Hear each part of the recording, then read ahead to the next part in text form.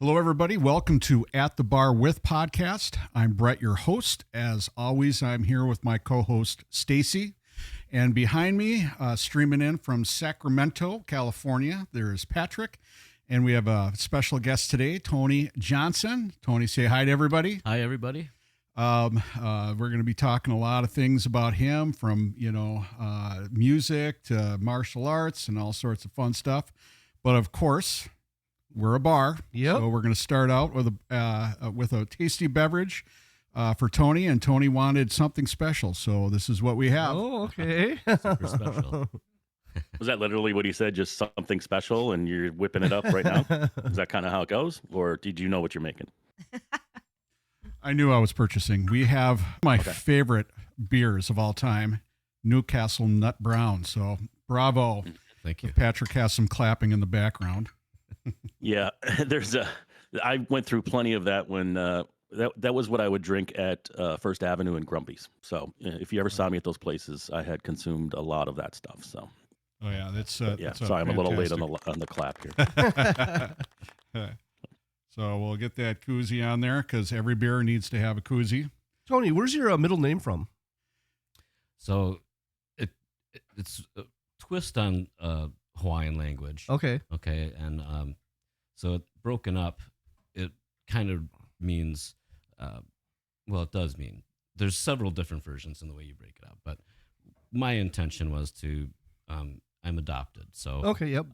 We'll talk about that. Loosely means whose child is this? Oh, Where do you interesting. come from? Yeah. So that's where it came from. Oh, interesting. Yeah. Oh, okay.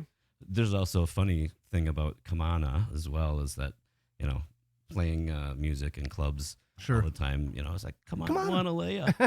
Come on, Wanalea. Yeah. So, okay. There was a time when I answered that question.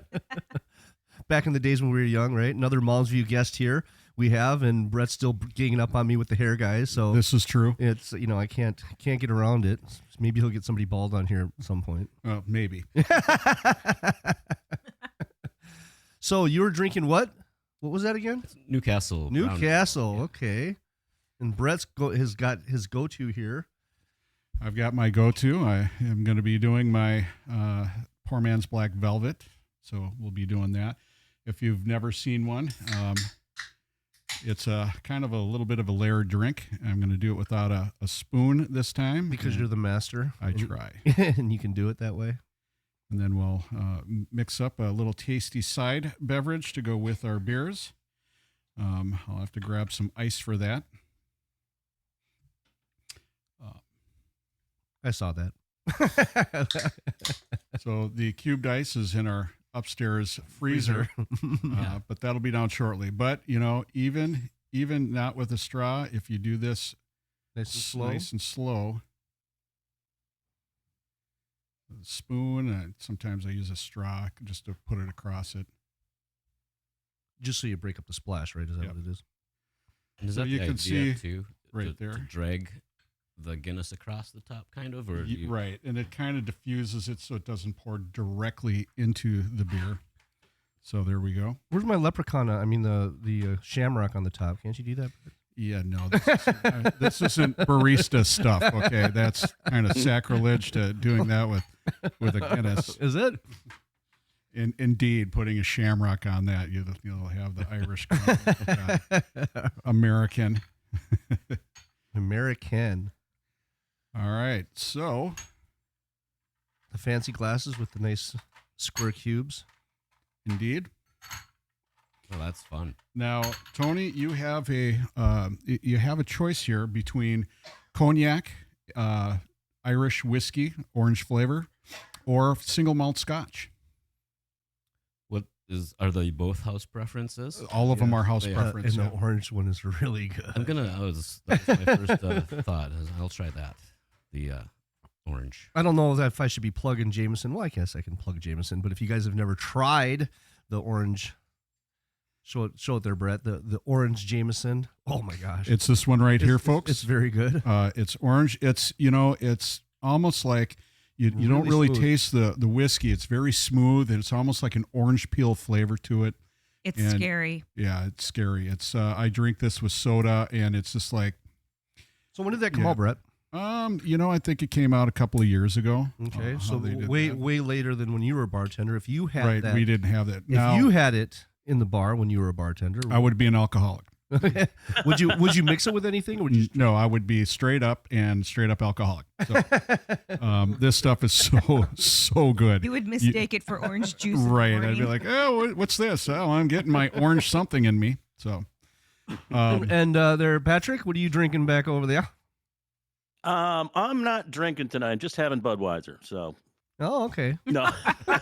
Kidding. However that goes. I was thinking about getting Budweiser because it's just been hot and I've been drinking a lot of IPAs lately. But I was just in the mood for a Pilsner, and so I came across this guy. It is North Coast Brewing out of Fort Bragg, California, and that's where the badass military base is as Oh, well. sweet. But Nice. it's called Scrimshaw, and it's just a light, very light Pilsner, 4.5%. Which is fine because I got to referee 3 youth games tomorrow early afternoon, so I don't want to get crazy. So they brew it near that military base. So you're celebrating the 250-year anniversary then, Yes. right? There Thank you go. Yeah.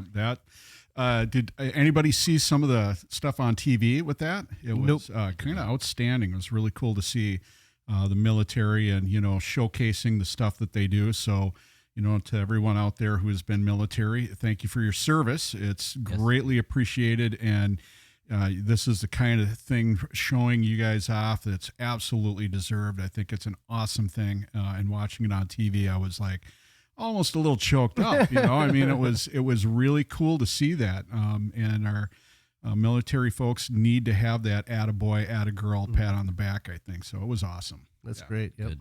It's 250 years is a long time. Yeah. Very true. I suppose I would have watched it if I had a TV, but I don't have a TV, so What? I don't have a TV. I don't watch any local TV. Wow. Stacy lives in a cave. Yeah, pretty much. No, I just watch movies In a cave under a rock. Movies on a computer.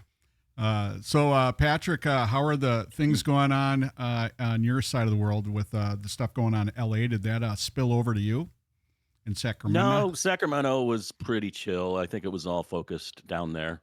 A lot of times that does trickle up here, but I didn't see any freeways closed. No one doing much of anything outside of just peaceful protesting here. So That's good. And that's actually good when you actually see people protesting peacefully and not throwing rocks and Yeah. bricks and blowing stuff up. there was a story like it was up here where they raided a farm field, like literally pickup trucks were driving into the field and Mexicans were running, or assuming Mexican people. But yeah, so I mean that went on, but nothing violent or anything like that. Oh, that's good. I mean, they were supposed to have the No King's Day deal in Minnesota here, and I think it was very much interrupted by the horrible thing that happened to This morning. the Speaker of the House. She was Speaker of the House for Minnesota from Yes. the state side. I believe it was 2019 to 2025. Mm-hmm. Did a great job. Democrat, but did just a great job in working, bipartisan. She really did a great job with that. And her husband were brutally murdered. Mm-hmm. And then one of the state senators and his wife, I mean, the police, what a job they did. They see that this has gone on. They find the murders, and 5 minutes away down the street is a state senator. Let's go check on them. Mm-hmm. So, I mean, just the foresight to go check on them. And when they got there, they engaged this guy. The guy was there to kill him, Mm-hmm. get in a gunfight. And he escaped with the gunfight, but it sounds like the senator and his wife are going to survive that incident. But it's just horrible. I mean, kind of punches you in the gut that this stuff. The mental health Right. is going on right now. Happened here, and the guy dressed up like a cop had dressed up his car like a cop car. 4 o'clock in the morning when he shows up, and you're barely awake. I mean, I can see how somebody would. You have no, you don't know. You don't even know. You can't So I even mean, know. and to have that kind of mentality, the process to plan this out is just. And what kind of stigma do you think that's going to do on law enforcement now? I mean, now everybody's going to not trust. It's like, are you a cop? Right. I mean, that already goes on today. right. It So does. If I can interject with Oh, that, yeah, absolutely. I saw something on social media today. St. Anthony Police Department posted, this is, a picture of the officers. This is what our badge looks like, our patches. This is what our cars look like, so you can easily identify Oh, that's awesome. real law enforcement. Yeah. So I think that would be a great Yeah. initiative for all law enforcement Absolutely. communities to do, just to be able to, tell the No, difference. exactly. Yeah, Yeah. that because people do that with the military as well. They the stolen valor stuff. They try to dress up, but anybody that's in the military can cue in and go, "That's not right." Right. Just like cops could probably do that and see that. Right, That's right. not right. Yeah. Yep. Yeah, and it's one of those things where once we get over one kind of process that really, damages the reputation of law enforcement, military, stuff like that, we just get over that, and it always seems like then something else comes up. And, but the thing is with this, I hope people understand, this guy's not a cop. This guy, tried to act like he was one. And the thing is, you will know when the cop starts walking up to your car and he's fully dressed, this guy was probably not had that. There's no way he could have had all the equipment that the police officer has. But at your home, 3:00 in the morning, you're waking up, you see something out there. Yeah, what's going on? And that was it. All they had to do was open their door, and that was it. And I'm sure that there's going to be people out there that want to blame all conservatives or all Republicans for stuff like this, and there's no way that anybody that I know that's a normal conservative Republican condones anything like this at all. Well, and it sounds like that the guy had a manifesto Yeah. that was sitting in the front seat of the car. And when they went through that manifesto, they saw that he was angry at Democrats, angry at Republicans. I think he was just lashing out at people that he knew where they were, where they lived. And he may have had that information or known that information because it sounds like he worked kind of within the industry. So It'll be interesting as this teases out to see exactly what the and I just hope that everybody doesn't jump to conclusions right away. Right. And just let the thing play out a little bit. Let the investigations go and before you start, making judgments or anything like that. Well, Brett, as a law enforcement person, what's protocol at this point? Where are you? Because I feel like the FBI is involved here as well, right? So is it? Well, because it's a government official, even local government, does that make it federal? Right. So one of the reasons why I think the FBI is in it because it was political, literally a political-based assassination. So the FBI would help local law enforcement in that case just to go through those motions because that would be because though it's on the state side, you want the federal government involved. Because they don't want to see this kind of stuff, a copycat or something, going nationwide. Okay. So you'll see that. But this will, I will be willing to bet this will stay primarily in-house with the city. It'll be the state patrol, right? That's the troopers are usually tasked with the Well, legislators, aren't they? well, it could be. They're kind of tapped with like the governor and state, but yeah, they could be the ones taking control. It could be the city. I'm not sure what jurisdiction that they're going to put it at, but it could be Champlin. It could be Brooklyn Park. It could end up. And they being- locked down all of Brooklyn Park, didn't they?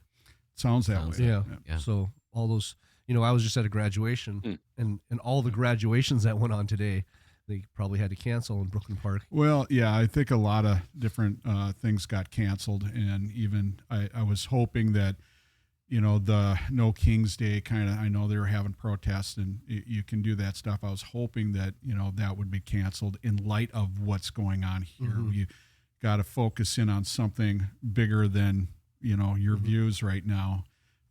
So we have to come together as a whole and kind of deal with this and try to get through it. So I'm glad that nothing just blew up out of that.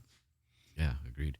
Because I think even, with this going on, having these protests and things going on are drawing away resources Sure, that could be used absolutely. for- Yep, so, for these types of things. Yeah. Yeah. So on another Yeah. note, Yeah, I was gonna say. on another note, Tony, Yeah. well, let's get to our guest and Oh. what we're here for in the beginning as he takes a drink and clears his throat a little bit. The whistle. So you're from Mounds View, I see. I am. Brett's 87. 87 graduate. Brett's Right. ganging up on me again, like I said. So tell us about your journey here.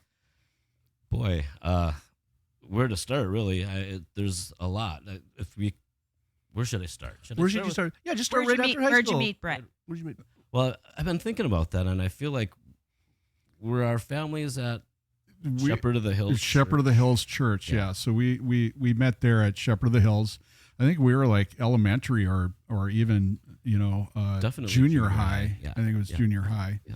and kind of went from there. Now, like one of the big things that I remember with you was the music stuff. You were always kind of involved in music, and all of our friends were, and that's like Steve Philbrook, Matt Vernon, Mhm. we had Tony, Brian Tony's in Glodek. GB Leighton, isn't he? I am. Yeah. Yeah. Currently, Yep.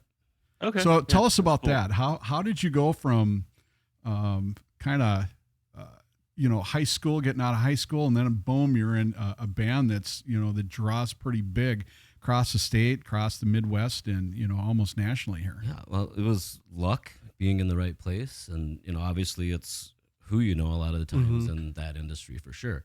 And obviously knowing Brian from Mounds View, I'd go to see him early on before he started picking up the crowds and playing bigger venues, whatnot. So as I started going out and just became a fan of Brian, and then as he started growing the band and playing more frequently,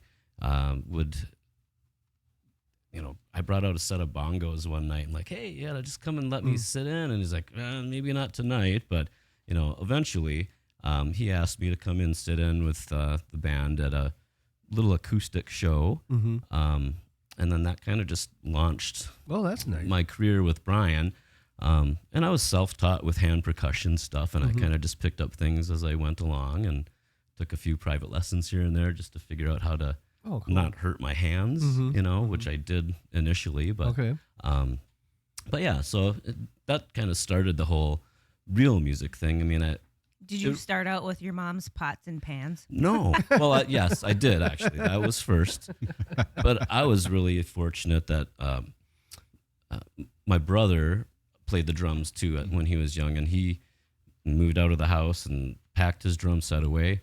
And I discovered it as a young kid. So I banged around on that for a little bit, and Drove your parents crazy. well, yeah, among other things too. But that was that's probably what started it. Yeah. And then I got into the school band programs, and kind of. When did you start playing music? When did I start professionally? No, just playing. What was your first? It was. In the kitchen with his mom's pots Well, that's and pans. great. It was grade school, grade school Oh, okay. ensemble. So you had the snare plug right drum away. and a bass drum. Yeah, I did. I did feel it right away. And I think that's partly to my adoption story too, and maybe we'll get to, but partly why I felt drawn to music and to play. That's cool. Yeah. So So you are familiar with Scott Wenham? absolutely. Okay, Yep. yeah. So I grew up with Steve Wenham, was one of my best friends growing up, and he was the older brother. Yeah.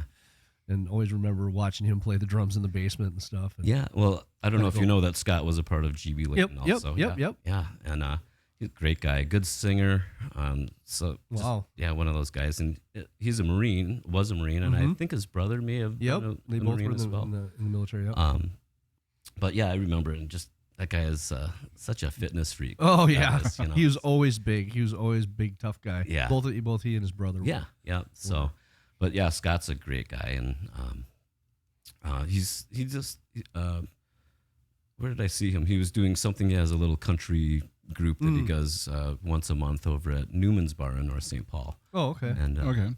twang time they call it, but another ex-GB Leighton guitar player, Luke Kramer. Right. Also I plays there. remember him. Yeah.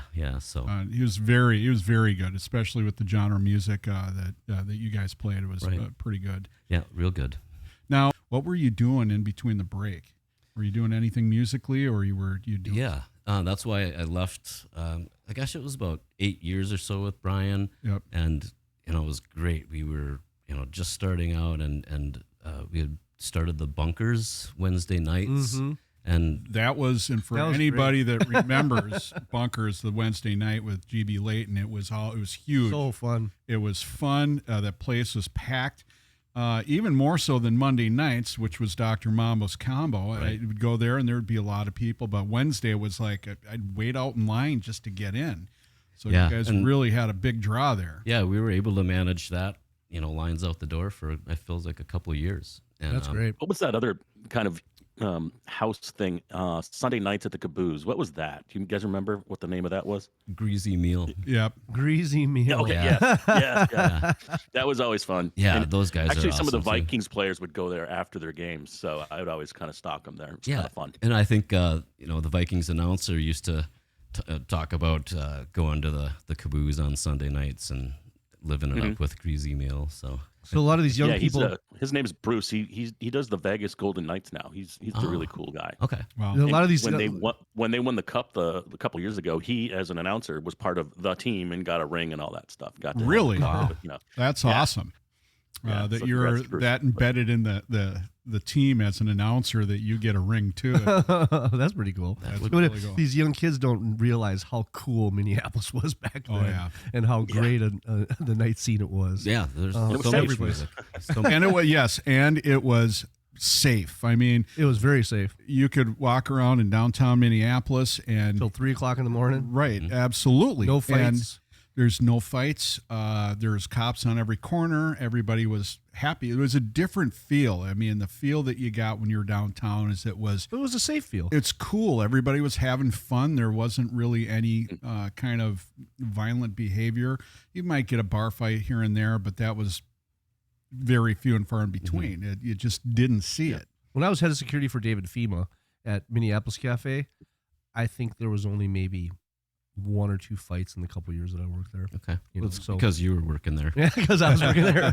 They saw Stacy and they went, Yeah, you better behave. I calm some things down a little bit. Sure. So then, so after the big GB Leighton stuff that was going on Yeah. Wednesday nights, what did you do after that when you took that break from the band? I was offered to play drum set. So with GB Leighton, I guess if you guys don't know, I'm a hand percussionist. So doing that and along with the drum set player.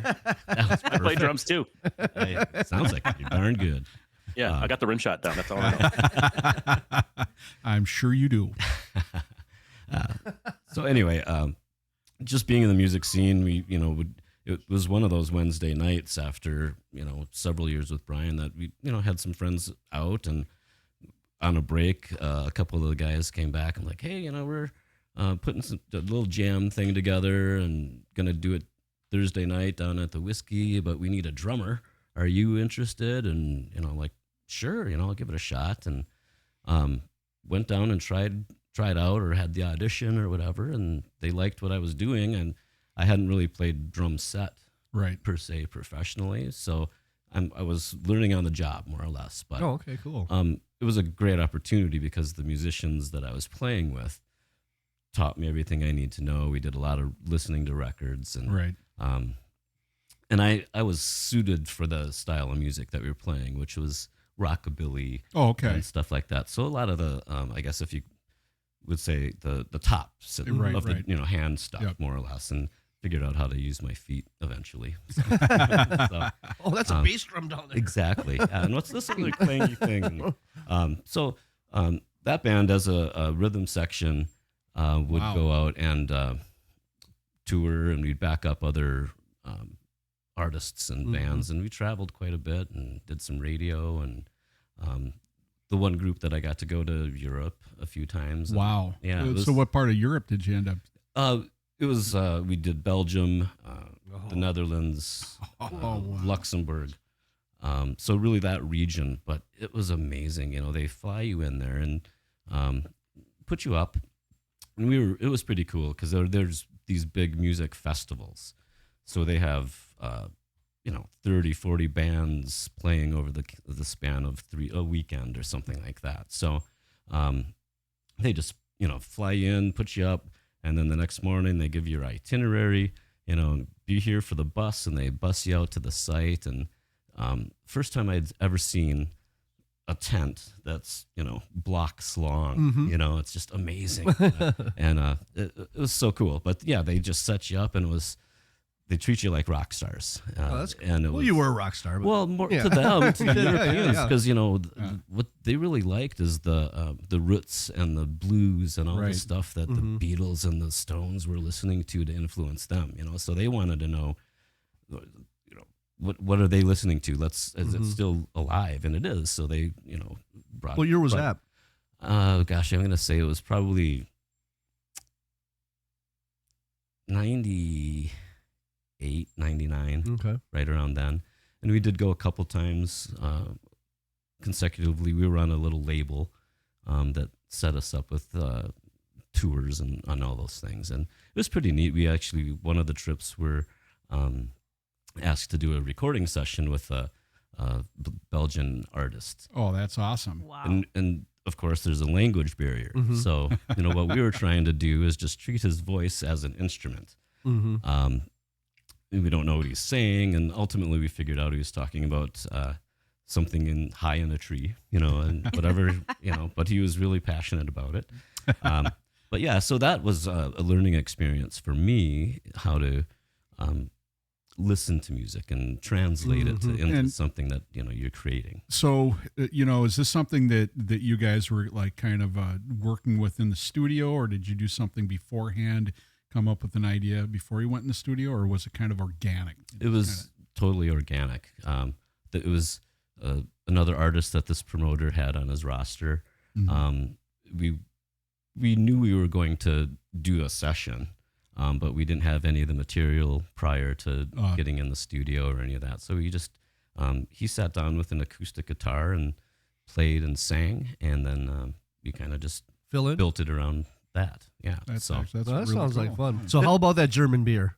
Oh my gosh. The coolest thing is in Belgium, mostly from what I remember, every little village, or I guess that's what you'd say, but they have their own brewery, right? And it's just like, so you get a flavor of every little area, and I thought that was the coolest. It is cool, yeah. 'Cause ours was Park Brawl, Okay. where I was stationed. Okay. When I was living there, it was, and you get the Gambit, you get the Pilsners and the box and all that stuff. Yeah. It's so good. Yeah. And at the time, and I'm not a huge beer drinker, but Heineken, we were really, as a band, we were loving it. And one of our trips over there was Queen's Day. We and everybody in the city dresses up in orange. Interesting. I think it's, I don't know. I feel like, this is City Worker Day, or Utility Man Day, Prisoner Day. Prisoner Day. Yeah. You could have worn an orange vest, right? I could have, joined in. But so that was an event happening, and we had just flown in, and we were trying to adjust to the time and all that stuff. So we just decided, let's stay awake and let's see what's going on in the city. Venture out and saw all this stuff happening, and we hear this rumbling. Looking around, and like, here comes these tanker trucks, like literally like fuel trucks, but as they come rolling by, it's Heineken. Tanker trucks full of beer. Yes, and then as we get into town, we literally saw them hooking up a hose to the side of one of the buildings. And, are you kidding? Well, that's what they use to fight fires over there. Yeah, I suppose so. Yeah, They should have taken that tanker truck and hooked it up to one of the fire hydrants. that would have been brilliant. Yeah. Then you would have had people in the street like turning it on and stick in their mouths. That's yes. So I mean, so you got a great experience, of that. Did you get to do Oktoberfest while you're over there? No. Okay. These were end of the summer, early, not into October at all. Summer trips. So they party all year round, is what you're saying? Yes, yeah, that's what I pretty much did. That's Oktoberfest I went to twice, and it was just a fun time. How do those waitresses carry like how many mugs in one hand? There's a Like, lot. I got some wow. pictures. I got some old pictures from back in the day of them carrying those. Like, it's just amazing the weight of that. Oh, and they've got like 8 in each hand, and then like a thing on top, and a few more beers on top of their head. I don't. Oh wow. Then we buy a big pretzel that's about like this big. Yeah. Take a chunk off and hand it around. Oh, nice. But what was cool about Oktoberfest is you'll be sitting there, and every table that's around you are people from different places. I mean, you Italians, you got Asians. I mean, just That's cool. everybody. Yeah, So nice. Pretty cool. Yeah. So while you were in that band, were you guys at a bar that was like it's like your weekly thing, like you did with GB Leighton? Yeah. Actually, that's how it started, and that's how I auditioned and joined the band. They were doing a thing at the Whiskey Junction, right down next to the Caboose, and they're holding down Thursday nights, and they would always have different local players or whomever like sit in and just not make up songs, but jam to, the vibe with that band was rockabilly, Americana, ritzy stuff, so we'd a kind of Brian Setzer kind of deal. very similar. Yep. Okay. Yep. And it's too bad because I'll tell you, the Whiskey Junction was a really cool bar. Especially Very cool. especially with the Caboose next door. You had this, more of that biker crowd that came in, but Big it was patio. but it was eclectic. Big patio, you could go back and forth. The music was great, and I just absolutely loved it. So I was really kind of bummed out to see the Whiskey Junction, fold and go out of business. That's a staple. That was a staple. It was a staple. Yep. Even that whole West Bank, when they had Cedar Fest, when that disappeared, and I feel like that was kind of the decline of the bigger live music. So many things disappeared downtown and uptown, and it's all not the same anymore. But True. hey, we're old. We don't need to go down there anyway. No. Well, and it's changed down there quite a bit, to be honest with you. The Caboose used to be like the end of a train, right? And now it's referred to as like the bottom of your backside. yeah, pretty much. That's a caboose. This was the Caboose. Okay, got it. But yeah, it's a little bit different down there, and even the Caboose isn't as busy as it used to be. Not even close. Well, the light rail station down there. It just killed it. Yeah. There was unfortunately, it really did. Where people could have, like jumped on the train and head down to the Caboose. There you go. You could stumble from the train station over there, stumble back and go home to South Minneapolis. Great if you live down there, but yeah. And I think now though, as a society, we're still just used to our cars, right? We wanted to go down there, and that's when things were happening. When they had, there was 1,000 parking spaces across the street from those clubs, and that's not there anymore. So I think that's that big parking lot's gone too. Yeah, I haven't even. that's gone there. a station. Interchanging thing, the big building. Yeah, down there, it's the whole thing. And then now Like the Mirage. Remember that parking lot right, across from? and the Mirage wasn't too far away. You didn't have to pay for parking. Mr. Nibs and became the Mirage, and that was like on 26th, just literally blocks away. Right. And now it's a bakery, a French bakery. That's right. And you had Seven Corners right there too. Right, and they bought whoever the business owner has bought the Mirage, and they bought the bar next to it, Norma Jean's, I think it was called. That's right. And then they turned it into a bakery. So A bakery. Bakery. But the Hexagon What kind of bar is bakery? still their French bakery Oh, okay. from France. Ah, yeah. Full size. So they turned it into a French bakery, and the Hexagon bar is still there. The bowling alley is still across the street, so you just have that stuff. Is that Stardust? Stardust lanes, yeah. But it's too bad because the whiskey was a staple with the Caboose, and that was a kind of eclectic part of the Minneapolis nightlife. And the music scene and everything else, and it closed down. It was closed down for a couple of years, and then somebody burned it down. A pyromaniac decided that they were going to burn it down, and they burned it down. Yeah. So down it went, which is too bad. So I hope that they can kind of rekindle it, not put some sort of office building in there, but hopefully. But like Patrick knows, the music scene is a different beast now, wouldn't you say? A little bit, yeah. That's what I'm told. Minneapolis used to really be flourishing with that, but Yeah, I couldn't. I don't know what the pulse. I mean, I was just like always in it, so I kind of could tell, but I have no idea what's going on there now. In Sacramento, I think we talked about it before. How is the scene like in California? Even that's changed quite a bit, hasn't it? Because like even in LA, when you had the Strip, everybody talked music, and now it's just not even there anymore. I think that's just music overall, isn't it? I think no one, unless you go out and search for music, right. No one's talking about it, and it's all the people that are searching for music that are talking to each other about it. And right, you used to have to go out on a Friday night to find it. Now exactly, you can search, open up your Facebook or whatever your social is, and here's the latest from the guy that's in his basement. So how do you deal with that as a musician nowadays, where everything seems to be more internet based, social media based, internet based. Even recording, you can do all sorts of recording. I mean, even my studio here, I've got some old school stuff, but I have a Spark 2 amp that I can plug in, and I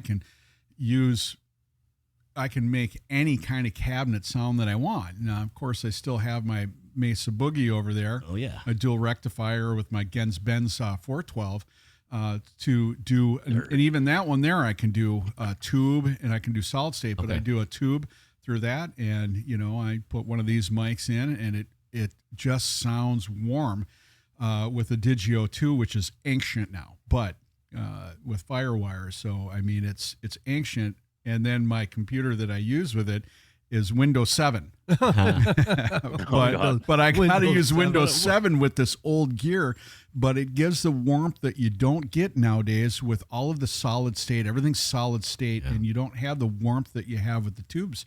So I got that. And I still have, with my laptop, I can still do Studio 4, and I can do a lot of different stuff. But even the recordings I do with that aren't as warm as what I get with the old school equipment. So I keep it, and I keep that old stuff running so I can do that.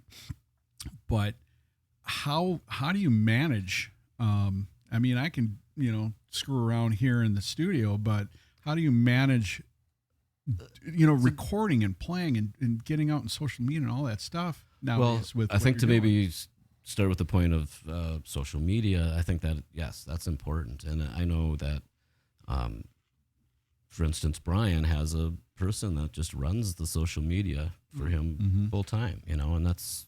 You almost need that. Really, you do. Because it's like, now you see all the things on there. You got Instagram, you got Twitter, you got Snapchat, you got all the little... it's not Twitter anymore, it's X. X. Yeah. So, but you have all those little things down there, Now it's going to be, in a few years from now, it's going to be... all it's going to be is links to... Yeah, exactly, to different places. Sites, yeah. Right. So with that, I guess that's what's important. If you can have someone, but not everybody like Brian can have someone running full time. So, I think, you need a young person. Yes, that's the key, right? That's the major thing. Don't put a weird emoji on your post because someone might take that wrong, right, or something. But but we're just too old to understand how it all works. Yeah, I saw a commercial or like the video years ago where the regular guy, the 40-year-old guy, doesn't know how to figure out the VCR and stuff. It was a VCR back then. He's like this, and the 4-year-old kid comes over, grabs a remote, goes up and does stuff, and hands it back to him, and everything's working. The stereo, the VCR, the TV. And he's like looking at the kid. And the kid's like 4. Yeah, but that's what it is nowadays, because everything that you're dealing hand with. a kid a rotary phone. Yeah. They're going to be like, what Yeah. is that? Right? And that's funny because the same thing, there's a video out of like 2 kids. Grandma hands them a rotary phone, plugs it in, and says, dial this number for me. And they're like pressing on it. They don't know that they have to do this. And they're like, and they're talking to each other. They're Googling on their phones how to do it. And then finally the kid looks at a video and goes, are you serious, Grandma? Then they were able to. But it's really funny when you watch someone that's probably like her going, how fast they were. Yeah. But it's funny. Yeah, I mean, because that had a 9 in their number back in those days. I gotta go all the way around. So I mean, we're all at that age. We're like in our, except for Patrick. Patrick's the baby. Baby Pat. I'm a 53-year-old baby. I'm like half a generation behind you guys. You're like an eighth. Gen X. What size diaper do you wear? But I mean, Depends what I eat the night before. I mean, it was different back when we were younger, when we were playing. Your social media was city pages. Right. Yep. Literally, you had to open the city pages and you had to see when the bands are playing, where they're playing at, and then you went. And then you would call your friends up on a regular phone that had, a cord, and you talk to them. There's no texting. You called them up, and then you'd meet them. I thought you sent smoke signals. Oh well, yeah. Well, yeah, and you would call the bartender and say, "Hey, tell Brett I'm running late. Something happened. I'll be there in a half an hour." Right. And the bartender would be like, "Okay, I'll let him know." Click. It's like That's like how you doing The communicated back Simpsons. then. Well, and that's funny. The kids nowadays don't know the pain that we had to go through because we didn't have a cell phone or texting or internet We didn't or call social someone media. by just scrolling and finding their We name. were not or tethered to- long pushing 3 on a phone. You had to remember the 7-digit number. When your Yeah, when your dad whistles, that means dinner's ready and get your ass home. And you better get your ass home. And we now. remember the days when we didn't have to use an area code. Yeah, that's true. I mean, it was We 7 didn't- numbers. It was 7 Right, numbers, and yeah. that's what it was. It's 9. You're going to When I throw was a 3 kid, my number more. was 935-8031. And I remember when the area codes 867 came in, it was like 5309. one more came in, right? Yeah. I think it was like, was it 952 or 763 that first came in? I think the 952. 952, and it's like, No, it was 651.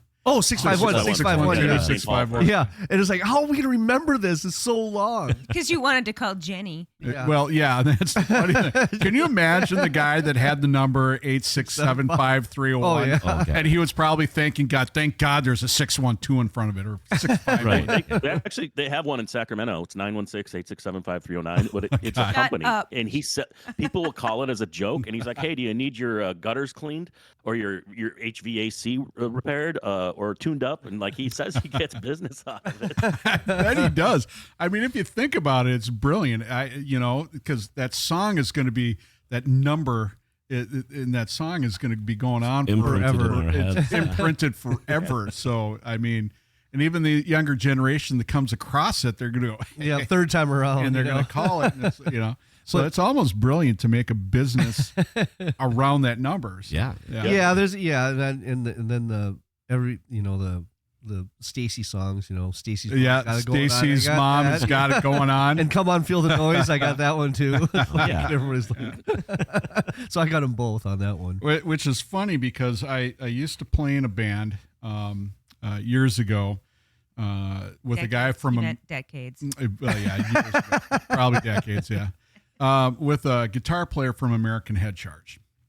And that guy, actually, when he was in American Head Charge, the story goes that he was in a bar with, what was her? Was it Rachel Hunter? Is that correct? The Australian model. Yeah, the model. Yeah. And the one that was on Stacy's mom in the video. Oh, okay. And, Was she the one that married Rod Stewart? Yes. yes. Okay. So he's in the bar. She's hitting on him with her sister. They want to go to a party, and he's got no money. He's like, man, I don't want to look like the biggest bonehead around. And they're like, we'll take care of everything. Just come with us. And he's like, no. So we gave him so much crap about Stacy's mom. You could have been with Stacy's mom and her sister. You could have partied with Stacy's mom, hanging out, being with them, hanging out in LA, and they're going to take care of everything. And you're going to party with Stacy's mom and her sister. What were you thinking? He goes, yeah, in hindsight, he goes, I probably should have made a better decision.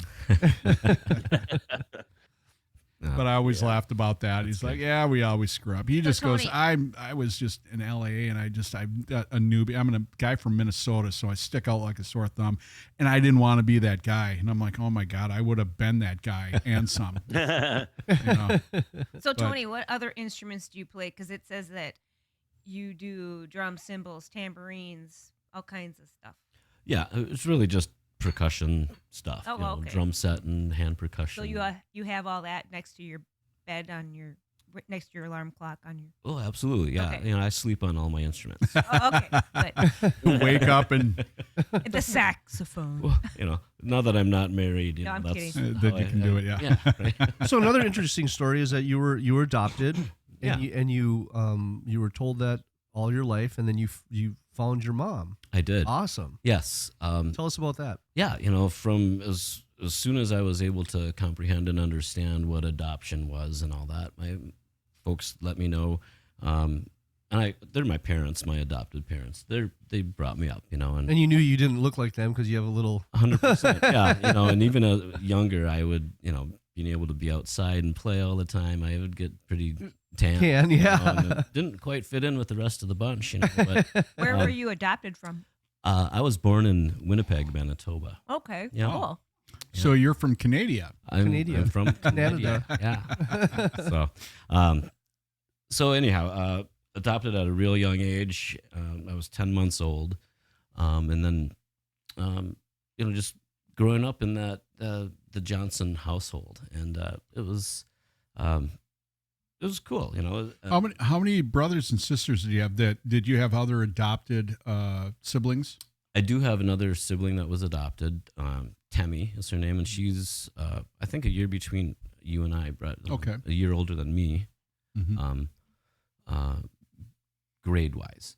And then there's other 3 natural siblings. Okay, so Yeah, so there's 5 of us 5 total. altogether. So And how I'm was your mom? How did she feel about that? Your birth mom? Did she welcome it, or was she afraid? Or Yeah, well, what happened is, so once I was turned of 18 or legal age, I initiated the contact. Mhm. And my parents were really great about supporting me and helping is me cool, work yeah. through. Absolutely, just so much love and support. They sent me to the agency first that they adopted me from, and I had very little information. It was so funny because it's just dating us now, but or me, a handwritten tiny little sheet of here's the name and here's 5 words about what we know about his mother and another 2 words about what we know about his dad, and that's all we had to go on. So anyway, so we made contact with the adoption agency, and I said I wish to make contact with the birth parent if there's records available, and I wrote a letter and initiated contact, and they said, well, we located your birth mother. Wow. But it turned out that she had already made contact with the adoption agency. Oh, wow. Wow. Wow, to that's me searching. Yeah. that's Mutual. awesome. So it made it really a good story out of that, awesome. So at least I knew that she wanted to find Sure. me as well. So it made it really, really cool. the process. So when you first started and you went on this first endeavor, how long did it take you to actually give her a hug? It was real fast. I'm going to say it was 6 months. Oh, wow. Wow, yeah. Yeah, because I'm a December birthday, and the year I graduated high school, I met her for the first time in person for my graduation from high school. Oh, great. Yeah, That's cool. and Oh, it was wow. really great because my parents had brought her in, and just friends, just great, and a big circle. Wow, that's so cool. Did your sister do a similar journey, or has she done that, or thought about that, or She's started some of it, and I think for whatever reasons she hasn't really gone that far. And I think she hadn't had as much information, even as Okay. little as mine was, but she didn't even have that much information to go on to search. Wow. So, excuse me. But how was the being reunited, the reunion? I mean, how did that kind of affect? I mean, I assume that you're still in contact. I mean, Yeah. has that grown into kind of bringing her into the family fold again? Not or- necessarily. We do have a really, nice relationship. We communicate not so much anymore, maybe once a month, and it's typically through social media messaging. Right, and stuff, right. And that's a nice way for her to be able to keep up with me and my kids and stuff too. Now, she's still in Winnipeg? She is now. Okay. Yeah. When I met her, she was in Toronto. Okay. And lived on the eastern provinces, and then at one time was out in Calgary, so she went out west, and then ultimately ended up back in Winnipeg, where she is now. So, were you both from the same family, or no? No. Okay. No. Okay. Yeah, and so she's Korean. Oh, okay. So and then with the information that I had, what was given to us was that my birth father was Hawaiian. For whatever that meant at the time, and I thought, hey, that's pretty cool. Korean and Hawaiian. Yeah. So that was the you look the Hawaiian. description. Well, thanks. Yeah, I mean, I'll take that. Yeah, and they're very handsome. Oh boy, I was warm already. Now I'm getting a little warmer. Just gonna do a little shade of red here a little bit. Where was I? Just the description I was going to say was for my birth father was Hawaiian and musician. Those were the only two things that were Hawaiian and musician. So, and so you've been in a search for your father as well. Yes. And haven't had any luck? Well, I have. Oh, actually, okay. yeah. And recently, just in the last 2 years. Oh, okay. Wow. So it's taking you a little while to kind of figure out and locate them? Well, yeah, it has. Prior to any of the technology with DNA and all those things, it was word of mouth. I would, my birth mother didn't recall very much of the incident. Incident. The meeting. Meeting. Yeah, I'm the incident. Yeah. Anyway. Incidentally. She didn't recall much, and for whatever reasons, she, young. But what she remembered was that she had gone out to a nightclub with a friend and saw this Polynesian floor show and was just fascinated by the leader of the group and met him and had a romantic night. And wow, that's actually kind of cool. Well, yeah, maybe we've all had those. Well, I'll tell you, why do you think I got into playing music? I'm just teasing, but actually, it's true. That's part of the reason that just confirmed for me that this is right to go and play music and follow that stuff. Right. So anyhow, I at the time with that little information I had and a little bit that my mother knew, I was searching archives from newspapers and things like that up in Winnipeg, and she knew the nightclub that he performed in and the name of the band. And I'm like, okay, great. So I've got a little bit, and she did know his first name.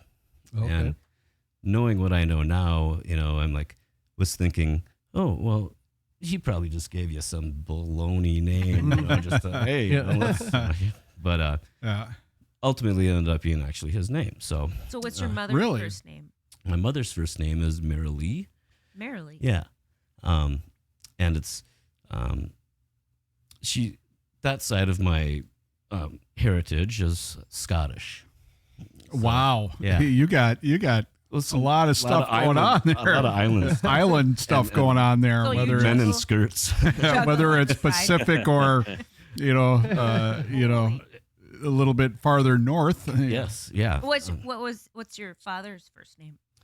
His first name is Francis. And Francois. No, just Francis. Probably from France. No, actually, he's no, he's Hawaiian. well, no, not. He's probably from Chicago, from Hawaii, but he's Filipino. Oh, okay. But that's just the recent discovery that I had with the DNA search. So you have bloodlines from Asia and Europe. Yes. Wow, that is so cool. Yeah. So now, have you met him or talked to him yet, or with part of that search, I was in the Ancestry DNA, and a lot of stuff popped up. I didn't know what to how to react or how to proceed with some of these things that I was seeing, because a couple of people came up that were saying this could possibly be a second cousin, and that's as high as it went, as far as my genealogy that matched. But somebody contacted me, who was at the top of the list, who said it was a second cousin. However, she connected with me, and and just said, I think we're first cousins. Wow. Wow. And so we started talking more, and she opened up. She's been doing her genealogy for the family, Mm-hmm. and she gave me access to all the work that she's done. And amazing, the lineage. It's just so cool. Yeah. And she had just talked about, well, I think who you're looking for is, she says, it's Uncle Boy, we called him. They had funny Islander names. So yeah, Uncle Boy. I know he played music, and so she was going to ask around with the family, and they're hesitant. It's. So do you think did he know that he had a kid? No. Oh, he didn't. No. So your birth mom didn't tell him.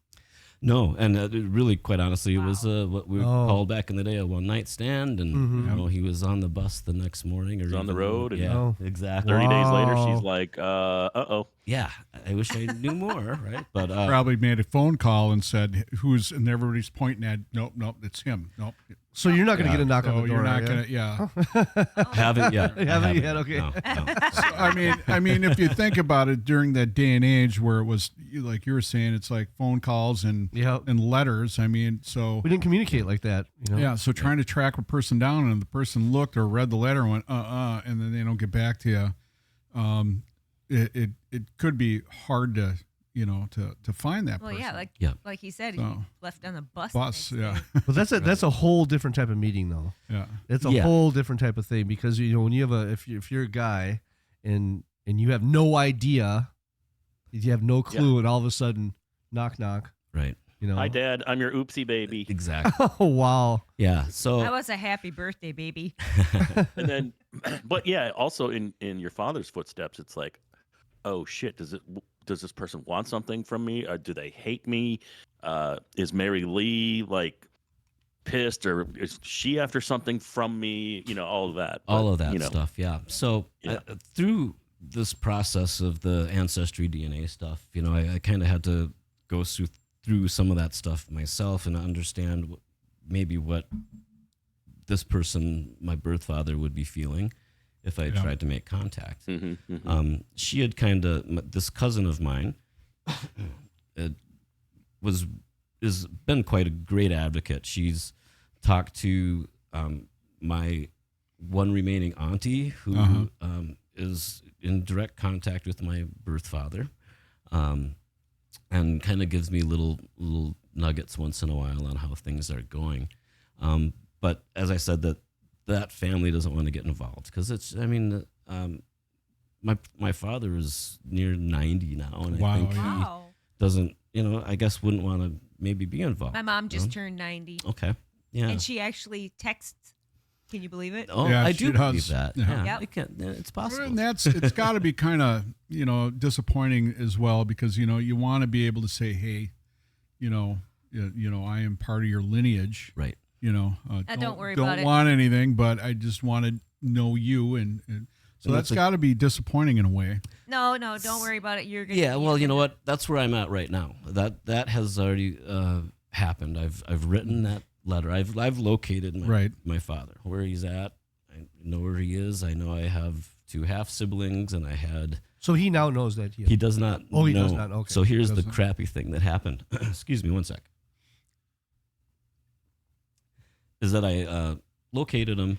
I hired a private detective to deliver my first contact letter to Frank, and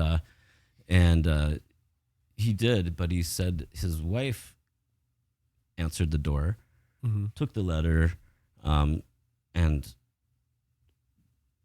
what did she? Oh, well, I had 3 attempts. First attempt, she had written back on the letter, returned to sender, and stuck it in the mail. Wow. I took that envelope. I didn't even open it back up, and I sent it again. I resent it with another letter explaining, I should go back. The letter, the first contact letter that I wrote was exactly what you were talking about, Brett. Some of those concerns or things that someone might out of the blue be, like, I don't want anything other than to, say thanks for what you've given me. Yeah. Right. Or I want to Life. know my medical history in case. Well, there's some of that important stuff. Well, too, I mean, definitely. you could have half siblings that you want to be in contact with, and I'm sure Yeah. you do. Yeah, I mean, ultimately, yes. Okay, I so do, your but second attempt was putting it in another envelope. put in another envelope with a little more information. Basically, so my cousin knew that I sent this first contact letter, Right. and it blew up the family. Oh, More. She's like, okay, so his wife got this. She read it to the kid. She called his sister, my auntie, who's and she's like, hey, I don't know. I don't know who this person is. So you're denying it. And so she, again, was, angry. I get it. I get those emotions. I get it. Right. Where she would get that. But so the second letter, again, I put a little more information. I just said, I'm sorry. Maybe the first letter didn't get to you. And again, I repeated everything my intentions. And I said, I feel like with more research that I've done, I kind of name dropped this cousin, and she said this, you could be, my father. And again, that got returned to me. So the ones that were returned, they were never opened? or were they apparently the first one actually was open. Oh, all right. okay. Nice So now they're reseal job. yeah. Okay. Yeah. And then so my cousin tells me, well, they spoke, and it was his wife and their children's decision not to let him see this. And like, you know what? Is that their decision though? Exactly. That's That- not they- their So decision. they made Not the theirs, yeah. decision for him. Correct. That's, that's too bad. And that's kind of what blew up my auntie and my cousin. They were kind of, like I said, advocating for me. And, but yeah, that was their thought too, is like, this has nothing to do with anybody but Right. Frank and, me. Well, I think right? I think one of the cousins should ruin family dinner at Thanksgiving or something, and Well, just that may blurt happen. it out to him. Yeah. That might happen. Send them a big Like- picture, a big picture of you, headshot. I've sent several pictures, but I'm trying to find a way to crack through the barrier there. You can always knock on their door. Well, Take a So- trip well, to I mean, Vegas. at the very least, if it doesn't go to him at 90 years old, at least you can at least touch base with your half brothers and sisters and Right. try to I think ultimately that could communicate with them Yeah, I and think say, that, I hey, think you know, it will. Yeah. I think it will. and that And would be a maybe good thing his- too. Maybe his father's mindset is also maybe he's very fragile. Maybe he's close to death. Maybe knowing this at this point in his life would actually be harmful because he would have a ton of regret and a ton of heaviness on him. And just wondering, that could happen. So, Yeah. I mean, Yeah. that could be a part of it too. And so there's a lot that you don't know. Right. Right. And And I can completely think of all those things that are possibly why they don't want him Right. to have this contact. Or maybe there's already been Well, 10 others that have done this and they don't want to go through it. Well, as a musician, Yep. and when he was doing this, was he married at the time? Is that something that you've thought about? 100%. That now Yeah. the wife is like, we're not going to go down We're this gonna road. we're not just- gonna open that can of worms. Right. Or, Well, I'll say this, that I'm 3 months older than one of my half siblings. So, yeah. Oh. All right. Right, So, so, there yeah. you go. Exactly. okay. But that just because it becomes the family secret doesn't mean that they should shut you out. I mean, And I think over time that might happen, But again, just back to that point of someone knocking on the door or whatever it is. Right. it's But like, there's also who a is term out there that's called reaping what you sow. I mean, you have to own up to your responsibilities, and not even responsibility, but just something you did. Yeah. but Something I you mean, did. if you look at all the things that have happened, But it sounds like they were shielding him Right. from seeing the letters, though. right? But Yeah, and I think maybe it's again being his advanced age. There Right, might be right, some. right. Multiple. there Yeah. could be So many some things. stuff. But when you look at all the things that could have happened, and you ended up with the family that you ended up with, a very caring, loving family. I mean, your family is awesome. Yeah. I mean, I remember meeting them. They're great. Your sister, I remember meeting her, and she's awesome. I mean, you really got in terms of what Lottery. luck, Yeah. the Oh, yeah. luck Won the lottery, that yeah. had to happen for you to land in that family and to be nurtured and loved and brought up to be the man that you are today. Yeah. With the family that you have, that's incredible. No, a I was lot of people don't incredibly even fortunate get to have the best of both worlds at this point. Wow. Like to know Yeah. where I came from and have someone or family that Kudos to your parents too. Yep. 100%. Yep. Yep, 100% there. But knowing that your father, your biological father, was a percussionist, that's kind of cool. Yeah, really cool. And then, Yeah. doing a little bit of research on him too. Well, I should go back to, and it's so frustrating because I wish I could have, had this technology Sure. years ago when I was looking, because the dude lives in Ohio. And he's not living on the islands or anything like that. Oh, so he's close. He's relatively so close. Wow. Yeah, Interesting. so, yeah. Anyway, back to what was the question? Here we go. So the question is, now you have children of your own now. Yes, Okay, how many children do you have? I have 4. Four kids. Yep. And I think you were talking about in your bio that you have a special education child. Yes. Yep. I do. And of course, we have a guy that does special education. So Yeah. I thought that was really interesting, and I knew you guys would have a lot to talk about, Yeah. especially with your martial arts. We'll get into later. But with your kids, how old are they, and who do you have? Well, I have 2 boys and 2 girls. Oldest and youngest girls. 2 boys in the middle, and my third oldest is the one that's got some, struggles.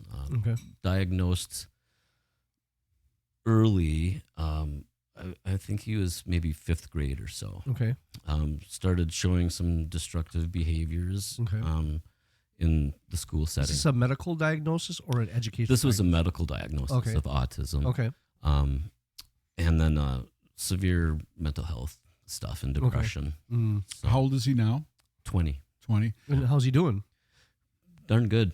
You Good. know, it's going to be up and down, Mhm. but the frequency of outbursts and issues are Mm-hmm. behind us now. Mhm. I'm thinking. Now, does he live at home or does he live on his own? Or Yeah, he lives with me now Okay. and has for several years. Will he ever be able to be independent or? I is it- 'cause hope there's so. so many levels of autism. Yeah, obviously. and he's very high functioning and Mhm. smart kid. You know, Mhm. and that's I think you probably see that. Oh, yeah. too. All- Just so quite a bit. smart and but there's a goal Mhm. to go out and live with a friend or Mm. have a job and all those things too. So that's what we've been trying to work on, but we've had so many hiccups along the way of Sure. some of those. But bumps and at bruises. this age, he knows his triggers. He knows probably what makes him upset or what Yeah. he has, what he's uncomfortable with, and Yes. and does what he can to manage those things. Yeah. Which is unfortunate. I mean, people that have to go through those things that and that's a journey. I think with all of us with mental health and just trying to cope with all the things that are going on, right? Right. Mm-hmm. Yeah, and that's been one of those concerns, just the climate of the world today, Mhm. and being hyper focused and worried about what's going to happen. Sure. And unfortunately, the poor kids had so much going on in our own neighborhood Mm. with, being verbally assaulted and physically assaulted by adults in our neighborhood. Really? Because Wow. he's different. Yeah. Mhm. Wow, that's not good. And as a parent, that just, it's hard to hold back. Yeah. Mhm. And the most recent, it's been 3 years now, but he was out playing Pokemon Go Mhm. in our Right. neighborhood, and that's one of 2 things that the kid enjoys doing is getting out, walking around, and playing this game. And then the other is drumming. Anyway, That's good. Of course. Yeah. Like father, like son. right? And Is he good? darn good. Oh. He does this speed metal stuff that is like, Nice. oh man, it makes me tired just listening to it. So, anyways, out in the neighborhood, apparently had been interacting with another character or whatever they are, and back and forth on the app with some stuff and some words, and weeks later, this went on for 2-3 weeks, and then all of a sudden one night I get a text message. It just says gun now. I'm like, what the heck are you talking about? Wow. He was able to text more like location, Mhm. and it was just 3 blocks away. Didn't know what the heck he was talking about, so I ran up there. My car was not working at the time, so I'm like hauling up there as fast as I can. And there was this kid that they've been interacting with online, pulled a gun on him because he, What? yeah, A kid pulled a gun? well, it was not a kid, as it It's turned out. adult. An adult, Oh. 40-something years old.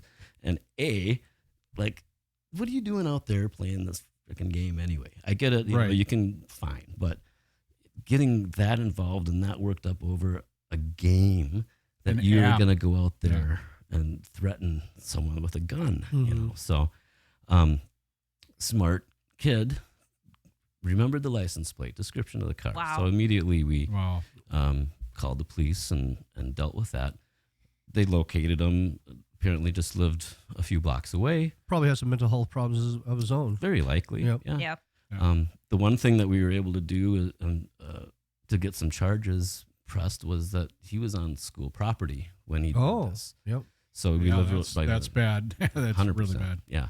Yep. So thank goodness that turned out the way it did, and this kid is not going to have I call him a kid. We couldn't, right? But Mhm. Yeah, isn't gonna he's have younger. Yeah, so, isn't gonna be able to have a gun anymore and do this kind of stuff. Did he So actually have a gun? He did. Yeah, the police once they located this character, he gave it up. Mm. You know, and the description was dead on. Like that kid just like, oh no, So, yeah, this- you got a smart kid. Yeah, You know, he might have 100%. some inner workings that he's got to deal with, but it sounds like he's definitely a smart kid and knows when to reach out to you and how to reach out to you. That's good. Yeah. You know, yeah, it's taken a while, but we've gotten to that point. Applause now to where- him. Yeah, that's good. Yeah. So he's kind of working through those things. Yes. You know, that's great. Yep. I know that Stacy here deals with more of the younger kids that have a little more issues. All ages, but, all ages. but not even 20, Including me. Oh, yeah. Okay. Including me. including her. Well, it's funny because I have a couple of friends that have the kids that have autism, Mm-hmm. and communicate with them, and they just you just have to look at they have different proclivities, Mhm. they're all so different, and once you find out, what their thing is, then you can kind of work from there is what I found, and that's what you have to do is you have to meet them and find out Right. where how they're seeing life, the lens that they're looking through, Yeah, that's right. And I've been fortunate enough to be able to have full custody of him and be able to be there and be the structure and on that flip side too, it's like I have gone through. Mm-hmm. I can't say everything that they've gone through, but like I'm right there too. I'm Mhm. feeling. You know, how long were you married for? 10, guess. just short of 10 years. 10 years? Yeah. Okay. Yeah. So has the divorce been that long, and did it affect him negatively, or Yeah, I mean, all the kids share trauma right. through that stuff, I think now though, and I'm not going to start poking about the divorce and all those things, but we were through it now, and I think at this point, all the kids have a unique bond and are very close to each other because of some of those things that we went through the divorce stuff, and I've got a workable relationship with their mom. Well, and that's That's all the you main can thing, hope yep. for. To be able to, share that kind of family dynamic. Yeah. Even though you're not together, to be able to do things that are positive for your kids. Yeah, Patrick. Right.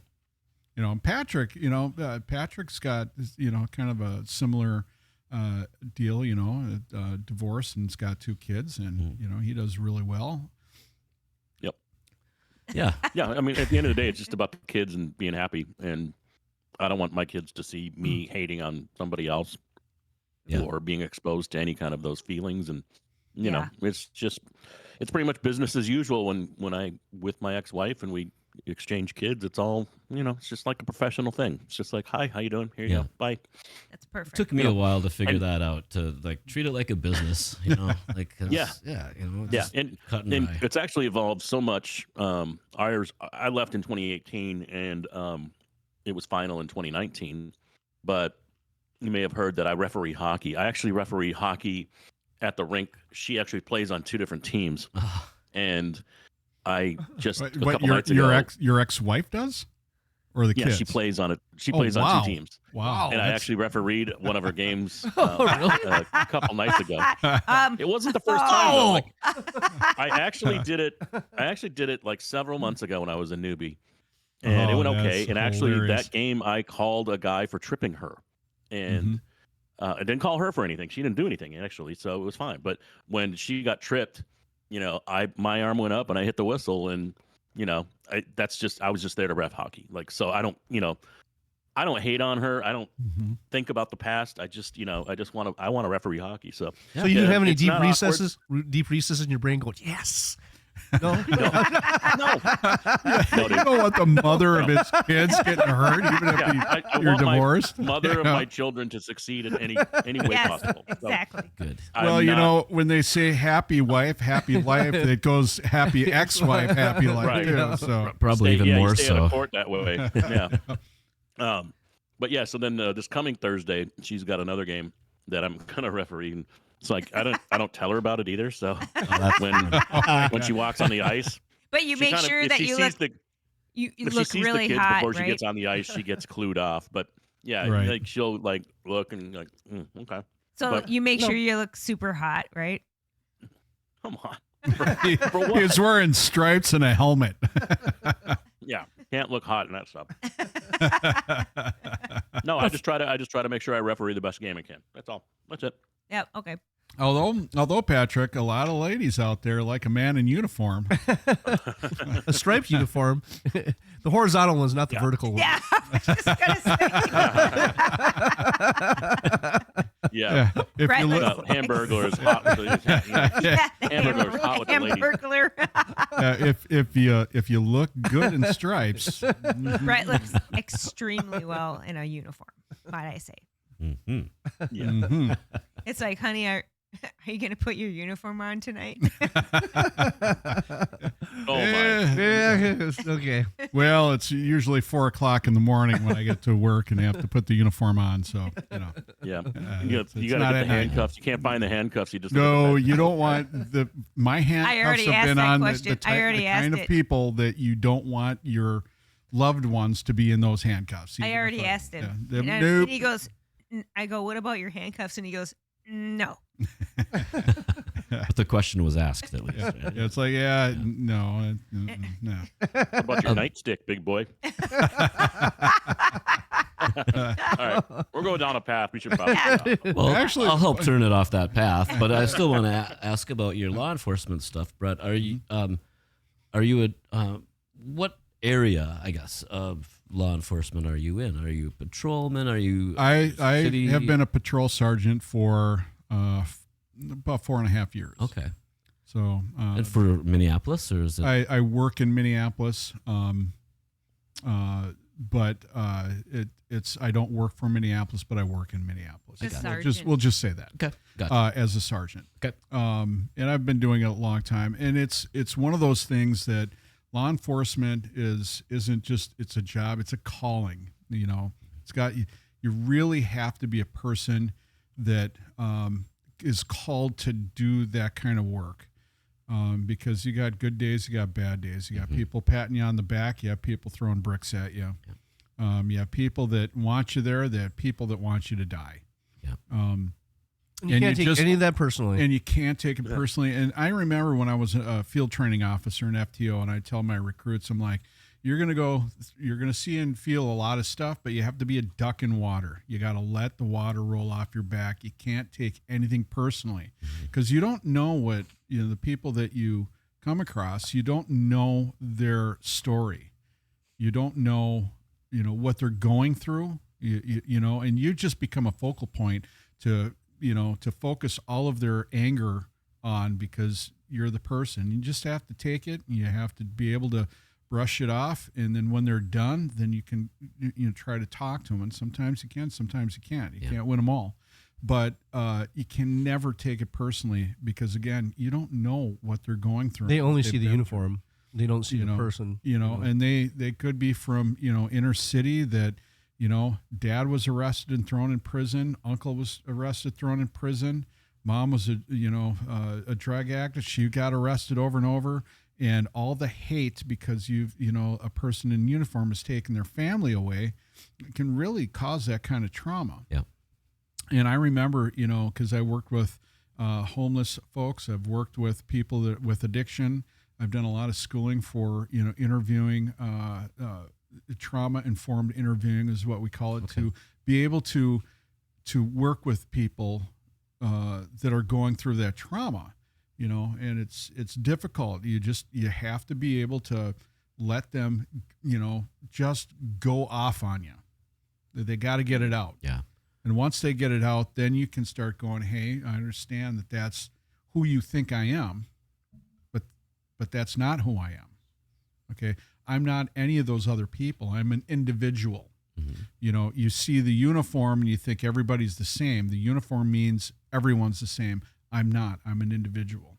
That's not who I am. Here's who I am. And then in talking to them, you can, most of the time, I'd say probably about 70% of the time, there's a breakthrough. Okay, well, you're not like the other people. That's what I'm trying to tell you. Right. Okay. Mm-hmm. You may not trust the uniform, but take the uniform away. I'm a person just like you. Mm-hmm. You can trust me to try to help you in the best way that I can, if you allow me to. If you don't want my help, then fine. You know where to find me. And with having discussions like that, I've knew a lot of people on the street that I called my people, because I'd have conversations, first and last name basis. I knew everything about them, and they knew me as someone they could trust. And that was the big thing. You have to build trust out there. You have to build a relationship.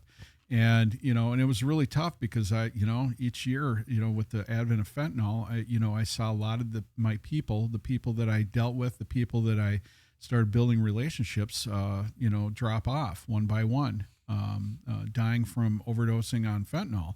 I remember one year I had 6 people, another year I had 7. And within 2 years, I had 13 people that I was working my hardest to get them help. They weren't able to do it. And it is what it is. And it's tough, because you take that personally. And a lot of people don't understand that the uniform isn't a person. The uniform is just the clothing that's on the person. Mm-hmm. Person's an individual, and I have feelings and I have emotions, and I vested interest in helping these people be better versions of themselves, to help them become that. Not that I'm, making them become that. Then I'm helping them to achieve something that they want. And some people want your help and some people don't, And socially speaking, like you talked about, it's a calling, and there's a certain type of people that do that. And I've had a lot of friends, Mike, Mikey. Yep. His brother actually worked for us part-time. Yeah. And I've had family in the position, and I've dabbled in it, as like a police explorer, and it was a career option for me at one point. But what's kind of weird too is you almost have a separate society of friends and family and other people you can relate to and trust, right? Because you can't necessarily go to a party that some jackass breaks out a bag of Coke or something, and you're like, you know what I mean? Like there's certain things that you will get from outsiders. They'll be like, oh, he's a cop. You probably hear that too. It's like, Super Troopers, like, cheeseburger. It's for a cop. Why did you say that? Did you spit my food? Yeah. Yes, exactly. So, I mean, do you experience some of that? Is that kind of true where you've got to pick certain circles of people, and there's only certain types of guys or girls that you work with that can understand a day in the life of what you do sometimes? It's different. Back when I was younger, we did house parties. We did stuff like that. You'd see stuff come out and spiders. Spiders. But, the thing is, I don't do house parties anymore. When I got older, I became more responsible and got a wife, I got a car, I've got the house, I've got the job. and things were more important than, when I was Too easy to lose stuff. You're right. And bartending, and it just, I saw a lot of stuff, especially as a bartender, that I didn't want to do. I didn't feel that was me, and it just didn't work for me. It wasn't part of what I wanted, but I didn't do the house parties. Yeah. I did. There's nothing good for you there, right? I mean, especially when you're trying to be a police officer, right? Or just a good person. But even before then, when I was doing house parties, and hanging out with people, even then it just wasn't kind of my gig. You feel it. You feel it. It just feels weird. Yep. It just doesn't feel right. Yep. I'm more comfortable at home, and I'm more comfortable. I was a in my DJ at a hard surroundings. rock station, Oh, yeah. and after the show, I would go to American Head Charge after parties, and I felt really good there. It was my place. That was my people. Well, you go to a lot of parties. You go to a lot of and then parties. the cops would come, and I would be like, "No, those are not my people." But going to a lot of parties, you know the ones that you feel good. You know a lot of people or whatever. Then you go to the ones that's like, there's something going on here. Yeah. That especially when you're I was an MP, and when you're a cop, you just have this different sense of impending danger, or there's something off, or there's something. I don't know if it's protected. More aware. Yeah, you're more aware, and you go, this is. I'm not feeling the vibe here. Yeah. We better dip out. Yeah. Yeah, and that's the whole thing. I mean, I just kind of separated myself from the people that were, doing drugs, I guess, from the people that weren't. And there's a lot of people that weren't, and there's and I just didn't want to be a part of it. I don't want to be around it. Even if they're smoking weed and you ingest some of it, it's going to be in your system, right? I mean, well, not necessarily, but I just don't want to be around. Like our next door neighbors had a party once, and everybody was over there, and then there's a group of people that just started smoking weed on the patio. And I'm like, the cops are coming up and down the street. So I'm thinking it's a real skunk, like the animal. Oh. Skunk weed. And it wasn't, and I'm like, I didn't see a skunk anywhere. What the hell's going on? But, and I kind of looked at him. I'm like, what are you doing? I mean, you see the cop right there. What are they going to do? Well, they can't come on private property. I'm like, yeah, they can. They see you smoking weed. They smell it. And then when you go inside, they can. That was when it was illegal. Yeah. That was back when it was very illegal. Yeah. And, and I just like going, God, why are you doing this to your friends? Mm-hmm. They don't even smoke weed. Yeah. But you're out here doing that, and then you run into the house and they see it. So now you open it up. Or I just want, you know what? So and people that make those decisions like that. It's like and I've had friends that make those decisions. And it's like, we won't hang out. And I told my neighbor, I'm like, we're gonna go home. Why are you going? I'm like, just. So now when you smell skunk weed, you go, can you please buy something better? Like we live in an area where there's a apartment building right up, and the guy sits on the balcony and smokes weed, and the weed is so bad, it's just skunky. It's so skunky that it's like I almost want to go up there and say, dude, come on down. We're going to drive to the CB whatever shop. We're going to go to the dispensary now. And I'm going to, for the love of God, I don't want to smell this anymore. I will buy you something that smells better. Or just buy him gummies. Yeah, try these cookies. Yeah. So I mean, I'll bake you some brownies. And it's so bad. It just smells. I mean, my dog takes a poop, and that smells better than this guy's weed. It's just horrible. It's like, dude, I'm at my wit's end where I'm going up there. I'm like, I'm going to invest in your well-being, and it's going to start with getting you marijuana that's much better than the crap you're smoking. Well, that's funny because I mean, it's so readily available. I feel like, and like, so many options. How can you? I think you have to try to go get bad weed. Well, now they have you look at the name of the weed. It's all hydroponic stuff. So it's way back in the day when we were young. You get a joint, you smoke. Oh, I'm so high. No, you're not. That had no THC. Red hair. And you have now, the red hair, Sensimilian, you can smoke it, a couple of hits. Oh, I'm so high. If you had a hit of the stuff now, from my understanding, you would be like 3 days from now, you would actually finally wake up going, wow, that was a weird dream. They should name it zombie weed. But they do have a name called zombie weed. They have, also, there's the names that they have for the weed. It's just hilarious. Purple Kush.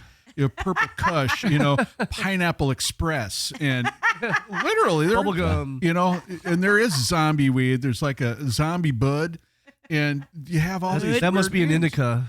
Yeah, they have all these different, names for the stuff, and then So whatever planet you want to go, or I mean, whatever place on the planet you want to go to, that's the name that you. probably Yeah, okay. Himalayan monster. Yeah. So we have Minnesota has a the horticulture campus over there in St. Paul by the State Fair, right? You have a lot of people went into that just to learn how to cultivate wheat. Yeah, because corn and wheat are pretty close. We know how to do it. By this point.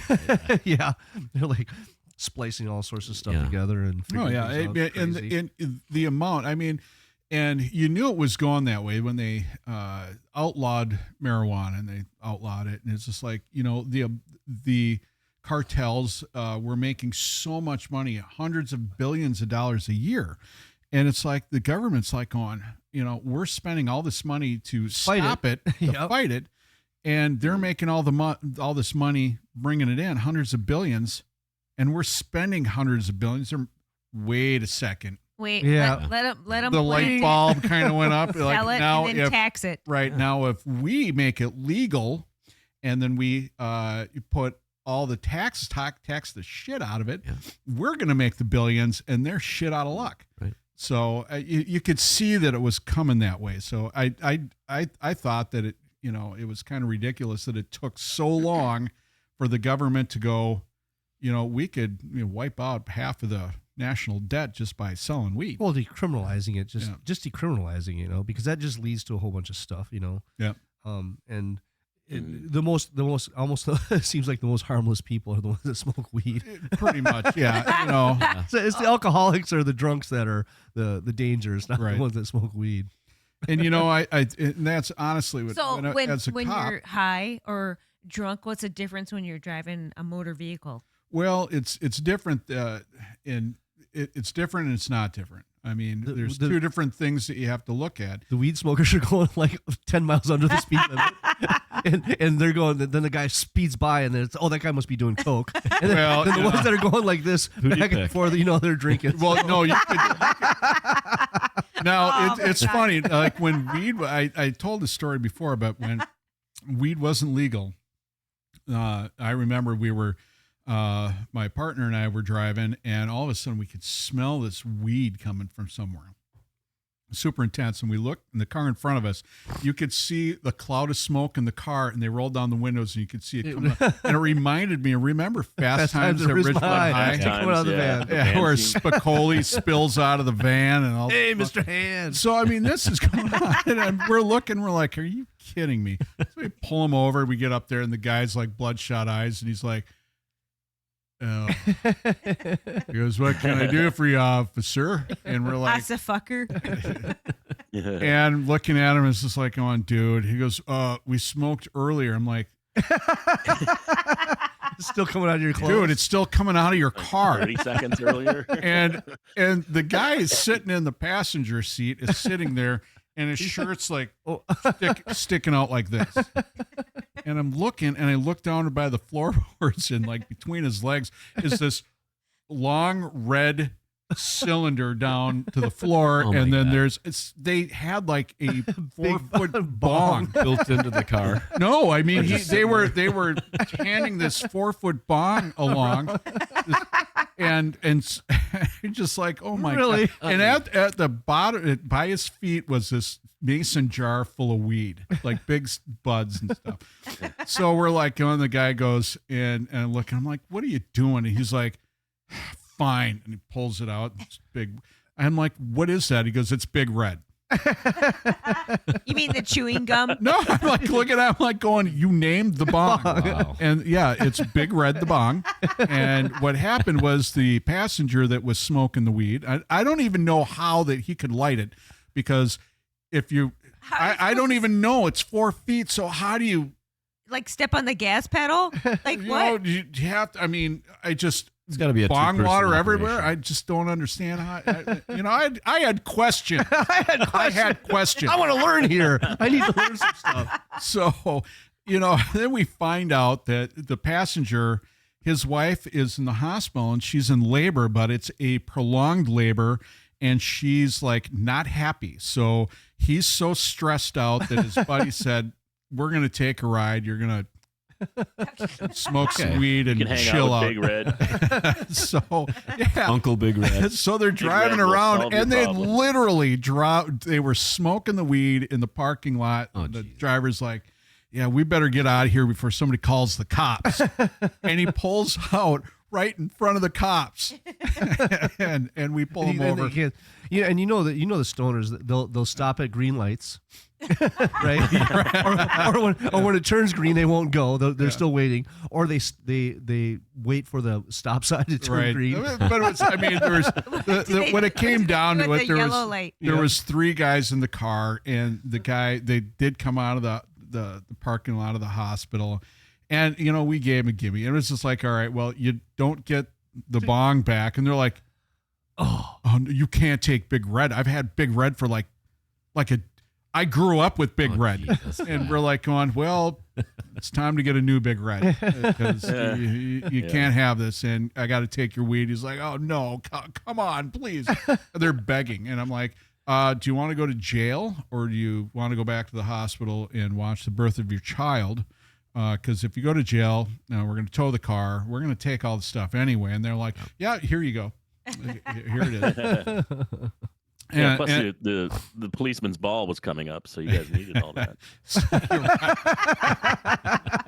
So we confiscated it, and and the driver wasn't. Yeah, exactly. Yeah. I love how I'm so late on those. But the funny thing is that the difference is like for me, I wasn't a drug recognition expert. And that you have to go through like extensive training to find out if the person's been smoking weed or they're on narcotics and stuff, as opposed to DWI. The red eyes don't give it away, or DWI is different. Their inability to remember their name is not there. So I mean, I give them a breathalyzer or bring them in, and I do the DMT stuff. It's different, but that's kind of the difference between the two things. But that's funny because it's like, your eyes are so red you're bleeding. Now being a dad, have you ever had to did you ever go through the kids' room and go, oh, what is this? And there's like your pot pipe and anything like that, or no? I haven't really, because it's just the situation that we had. They lived with their mother for the most part full time for the first few years, and then as they started getting older, it was never really a thing. My dad did that to me. What? He went through I went to Valley Fair, and I had this little bag, Adidas bag that I had. I carried everything around in, and I put it on the table, and he goes through it, and there's a big bag, and he did the whole bag drop thing. He comes in, I'm doing my homework, and he goes, "What is this?" and let me guess, you said to him, "It's incense, Dad. It's incense. It's herbs, for the for the pasta. Yeah. That's the ticket." Hey, what are you doing with my weed? So your kids were good, so you didn't have to go through any of that. That's good. I really didn't have an issue, and I think they had so many other things going on that wasn't really a thing. And I would just. Saying that out loud right now, I'm thinking, man, that's something that they probably could have run to real fast. Sure.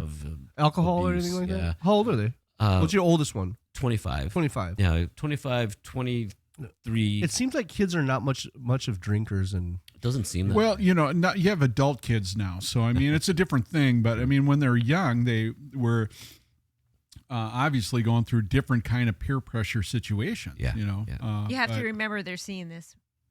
Yeah, they're going to be watching Dad on this. So kids, that's my dad. That's my dad. Who is that guy? Even on the younger side, I've got 9 and 11-year-old daughters, and they don't drink soda or orange juice or apple juice or nothing. They're just straight up water drinkers. That's awesome. That's good for you. Good for you. I never really introduced it to them, and they really don't have a desire to. They've never asked her. The only thing is like they like the Starbucks where you get the whipped cream on the. You can get a chino or something that's not decaf or whatever, or it's decaf, but In Gatorade. That's the only thing that my youngest is like, oh, I want some Gatorade. I'm like, okay, cool.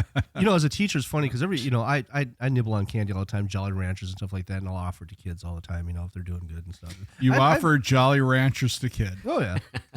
Is that from the van or? Hey, little my kid, students, my students that are talking too much, and it's like I want them to be quiet. It's like, but there's kids that's like I don't eat candy. out of the van. I Go, have hey, kids that hey I little don't even- kid, I got some candy. You want to come for a ride? Yeah. Well, yeah, but nowadays, with the anti-sugar kick, I get it, but I remember when I was a kid, Halloween and stuff. Jeez. Oh my God, full my gosh. sugar overload. I used to call them Yeah, the and candy then kid. you go to the house that they give you like a pencil Yeah, you know Or how the many eggs, toothbrush. or like a penny, and you know how many Or a- eggs in toilet paper hit that house. Oh yeah. or they give you like a penny. Gene, I think you have a story about Apple. Halloween.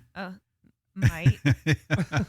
Well, no, we went up and with my younger sister, and then we went to this house, and then she answered the door. It was a woman, and she goes, "You're too old," and she slammed the door, and I'm like, "Oh my God, you're so stupid."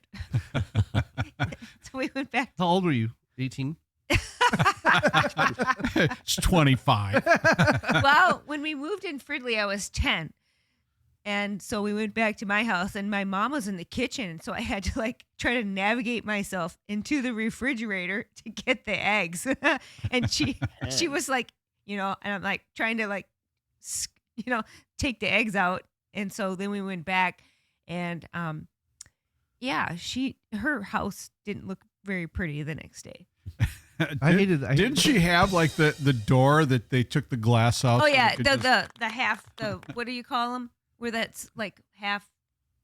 you have the glass and the storm door. She Yeah, it was took a the storm glass door, out but so it she was an took. open- Yeah. So then it went inside the house. But we had a bush. We ran across after we did it. We ran across the street and hid behind a bush, and she was pissed. Bet she was. Well, when I was growing up in Mounds View, I remember when we were little, obviously going out, and there's kids everywhere. And then as I grew up in that house, and I had to hand out candy, then it came to the point where you wouldn't get any kids. I mean, it's like No. you get one or two or three. Yeah. And at my place now, no kids. come We by. don't get any. That's the same. Zero. Brett, Zero. Zero. you used to sit on the porch at your mom. Oh God, that was fun. Now, do you remember Matt Goldsmith? I do. Yeah. Okay, Matt Goldsmith was a hockey player. He was a Oh, goalie. that guy was a total dick. He was a sieve too. No, I'm just kidding. and I don't know that. and I grew up with Matt, and Matt had this house that had this. Here's the door. You have the porch that goes around the house, and you have like the railing, and they had, I don't know why, but they had a rocking chair on the porch. So he had one of the old goalie masks from his older brother, the Jason Voorhees style, and I went in the garage, and my dad had what they back when he lived up north in Overalls? Meadowlands. No, he had I put on overhauls, but he had a birch axe.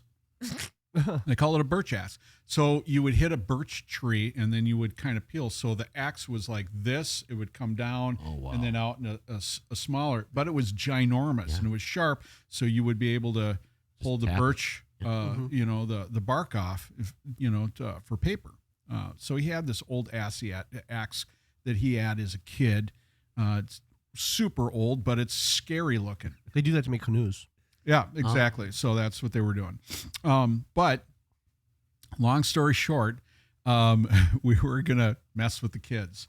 So I got the overalls on. We put some hay and stuff like that because they put You his stuck parents, the hay out from the cuffs. the cuffs and stuff, and put these gloves on, and they had hay bales to make it look,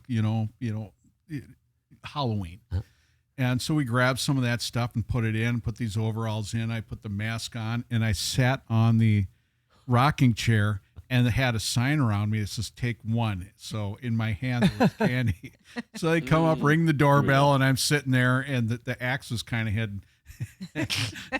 They would look over, see the sign, and they would go to grab the candy, and it would shut my hand, and I'd stand up and grab the axe. kids.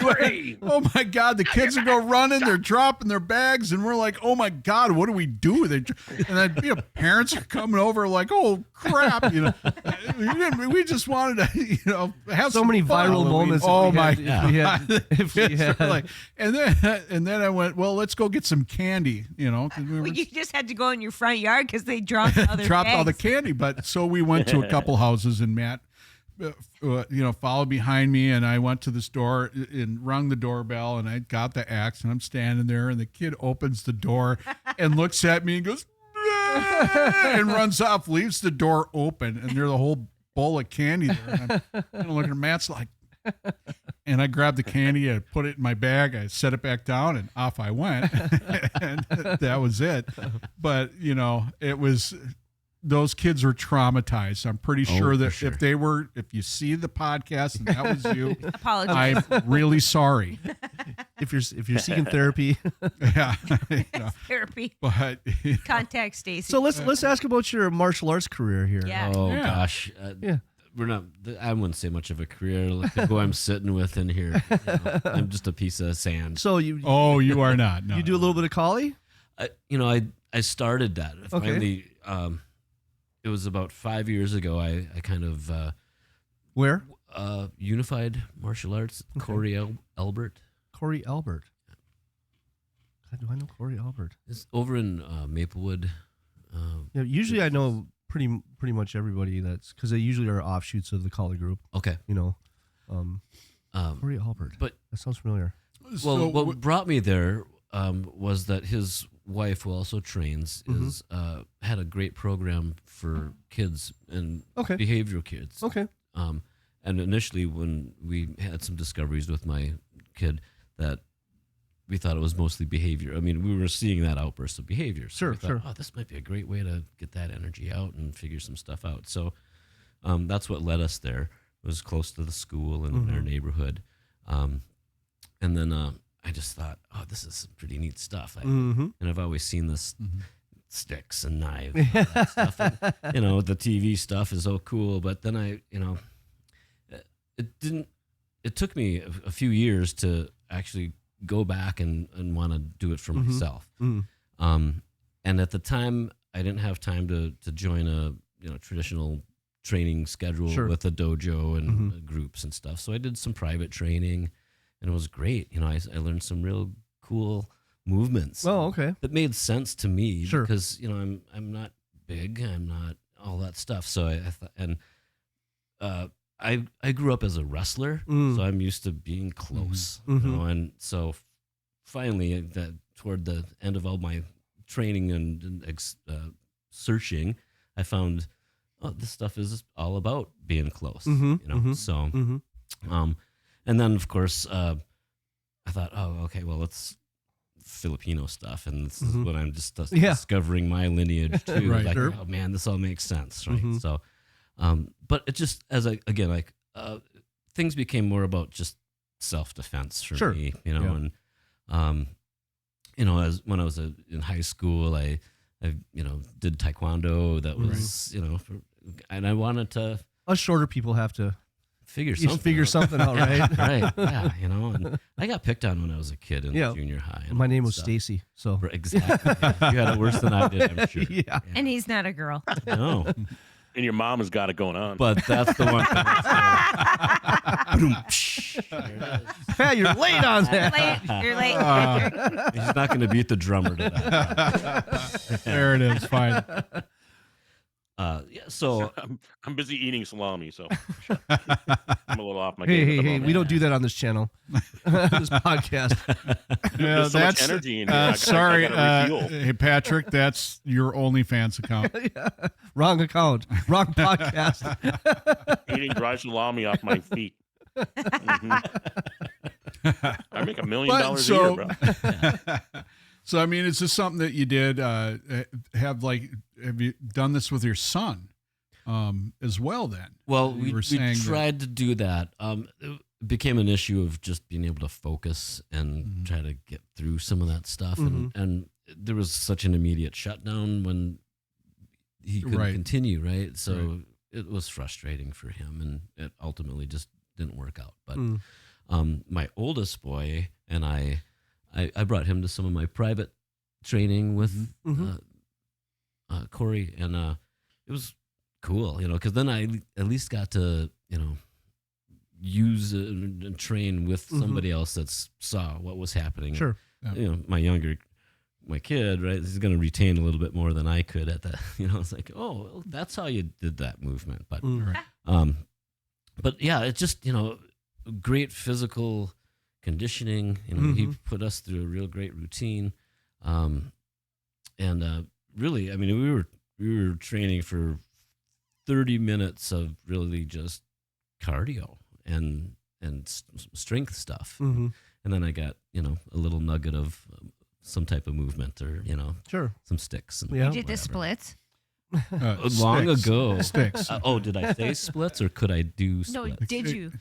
When I was younger, I could do Really? splits. That's taekwondo stuff. Yeah. Yeah. Of course, you're doing high kicking with taekwondo. Well, and that's the thing, right?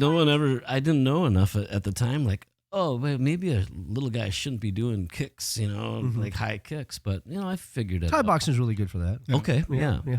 For the Like, kicking. and then the dirty boxing, I Yep. suppose. Dirty boxing. Yeah. Yep.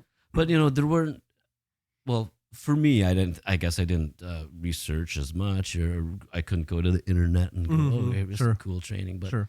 And it was also, I got into the taekwondo stuff because it was a church youth group and some friends that were doing it, and it made sense, But we got to go play tag and tournaments and stuff like that, so that was fun for me. But and that's really cool. I mean, it's cool to do kind of the stuff to kind of enhance the things that you want to do, like get some cardio in there and get some repetitions and stuff like that. Because let's face it, when we get older, you just want to be able to kick somebody's ass. Whatever.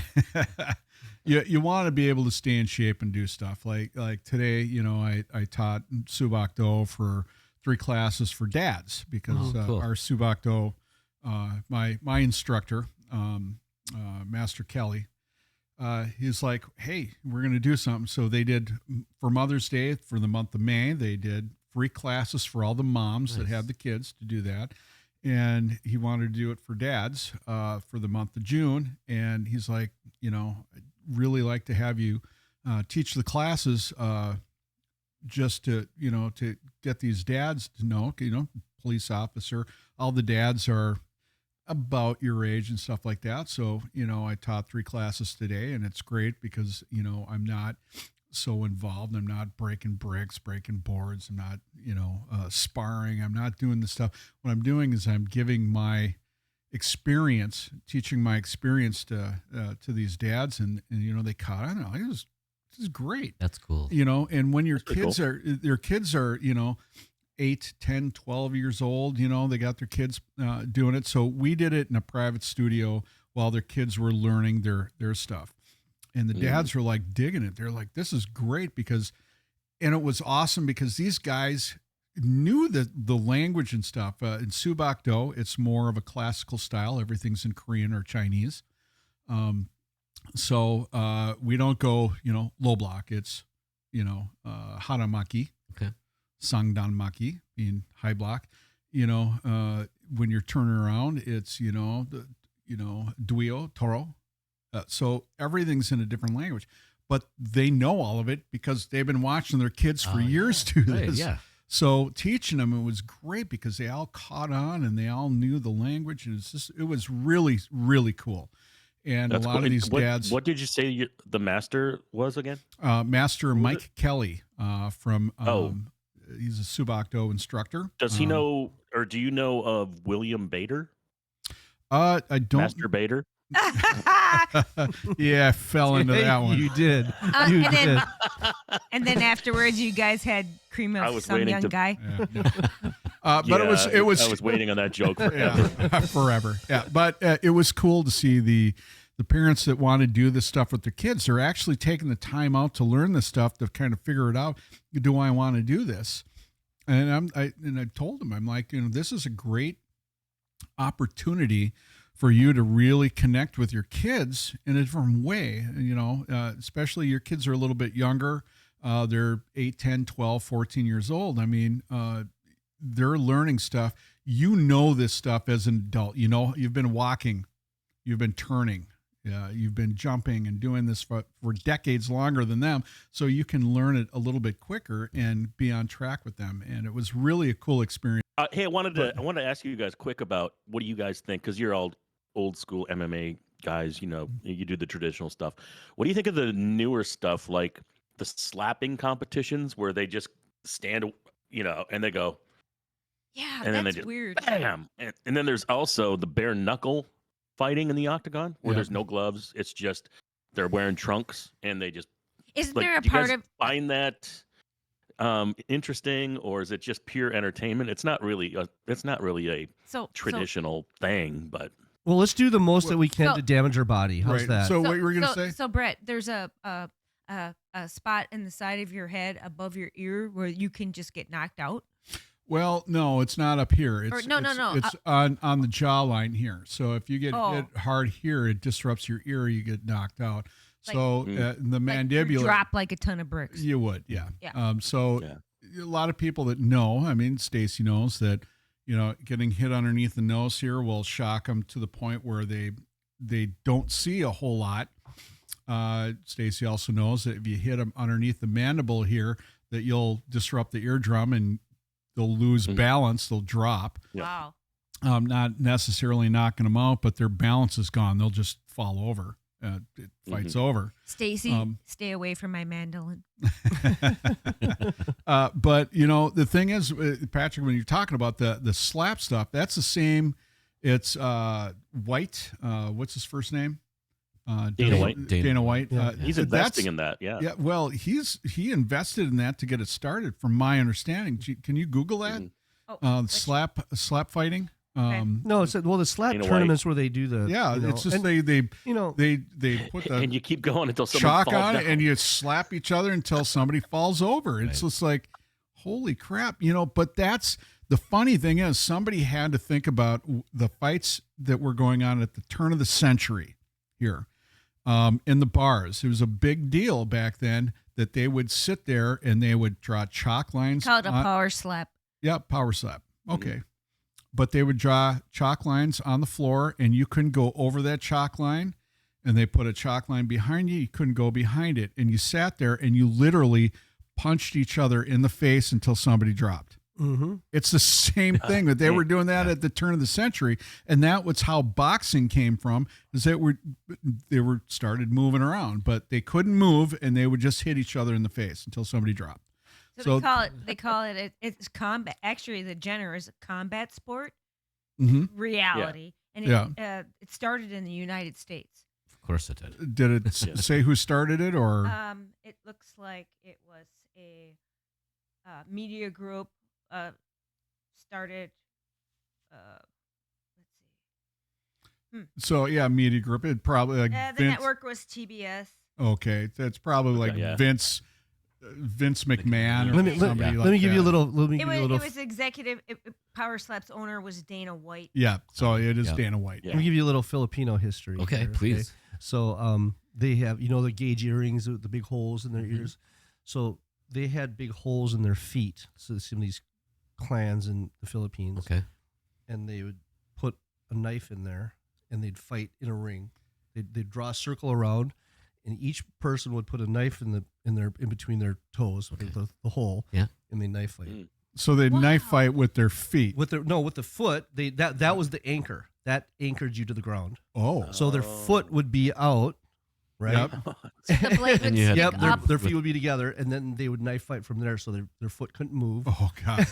and they would. knife Well, fight. what position was the knife? Was it like right facing hand, and up? you're yeah, Is no, the well, no, blade- no, they put the blade right through their foot into the ground. So that would be your anchor. Oh, So you couldn't move that foot. That foot had a knife in it. Yeah, and then they would Through fight, it. They would fight with another knife. Oh my God. But do you know anything about Floro Villabro? I do not. Okay, so he was the last one to fight the death match in the Philippines. Okay. And he fought the Moro stick fighter, and they fought 1955, I think, was the last one in Okay. Hawaii, Okay. and he won, and he became the Grand Master, and that's who one of Dan Inosanto's teachers is. Okay. Along with Lacosta and Villabril and Ben Largusa, and there's a whole. Okay. I got a lot of So, literature on that stuff. Going Now back to Bruce Lee was one of Danny and Santo's instructors as Yep. well, correct? Yep. One, it's really funny, is not even a significant one, but not a major significant one as he has. And he still is training with, there's a number of guys that he's still training under that he can't give their names, but they're older than he is. Oh my gosh. Wow. Older than Dan? Yeah. So their name is Dirt. Yeah. Yeah, So- well, probably as Yeah. old as that. I mean, Yeah. because Dan was doing stuff with Bruce Lee and Jeet Kune Do back probably early 70s, right? Well, Bruce Lee died in 73, so this was late 60s. Late 60s. Yeah, I think Okay. what was that the Ed Parker tournament that when he brought him over. So Dan was tasked to go pick him up from the airport. Ed Parker told Dan, go pick him up from the airport. We have this big tournament. This is the one you see on the videos all the time, Okay. where he does the 1-inch punch and stuff. Yep, yep. And he's like, hang out with him, take him around town, make sure he's here for the tournament tomorrow. And so he picked him up. They drove around. They talked. They got to the hotel room, and they sparred. And What was left of the hotel room? I mean, well, seriously. Bruce said, you can use anything you want. I'll only use the jab. And A jab. yep, only use the jab. And Bruce knocked him down, but Dan said that it was not a jab. It was like a modified hook I see. that knocked him down, but he only used that. And that's when he said he stayed up all night and said, I've been doing this for a long time. I'm black belt, and I couldn't touch this guy. And that's why he went on to train with Bruce. Wow. Yep, so- Amazing. But you trained with somebody that Yeah, Daniel San was my Yeah, instructor. his instructor is Yep. Dan Santo, and you Rick trained Faye's with my- Rick Faye. so Yeah, what Rick are Faye's- what's the relation with Bruce Lee on that? Well, Bruce Lee and Dan were close friends. Okay, gotcha. Can I ask you about Dan? Yeah, sure. So when I was on my journey of Mhm. trying to figure out my lineage and all that stuff, and being a fan of martial arts, I read about a Hawaiian ancient style called lua Okay. Yep. that apparently is found in some of the systems that Dan and Santo has. Have you ever experienced or I've heard about the this? lua. That's that dance too. Mhm. Well, luau. Yeah, luau. Or Yeah, lu- but there's a connection there, and I don't know a whole lot about that, Okay. and I can probably find out a little bit about that with the Hawaiian stuff. But there was a lot of escrimadors that came from Hawaii. Okay. Dan's dad brought them over to the asparagus farms, and so like Angel Caballas, and there's a lot of those escrimadors. Okay. And Dan said when he was a kid, they used to hear the clinking at night, and they would be in the asparagus fields, in a camp or whatever, Yeah. and they would hear the clinking, but they were training with their asparagus knives. And Dan, as a kid, used to throw rocks at them, and Okay. they'd run away and stuff like that. So, the Filipinos were a part of his life. The Filipino screamadors were part of his life, but that he didn't know about. I see. And actually, Ed Parker told Dan to go ask your dad about Eskrima. Okay. What is a screama? Eskrima, Arnis, is, Eskrima, actually, Eskrima is a Spanish word, means to skirmish.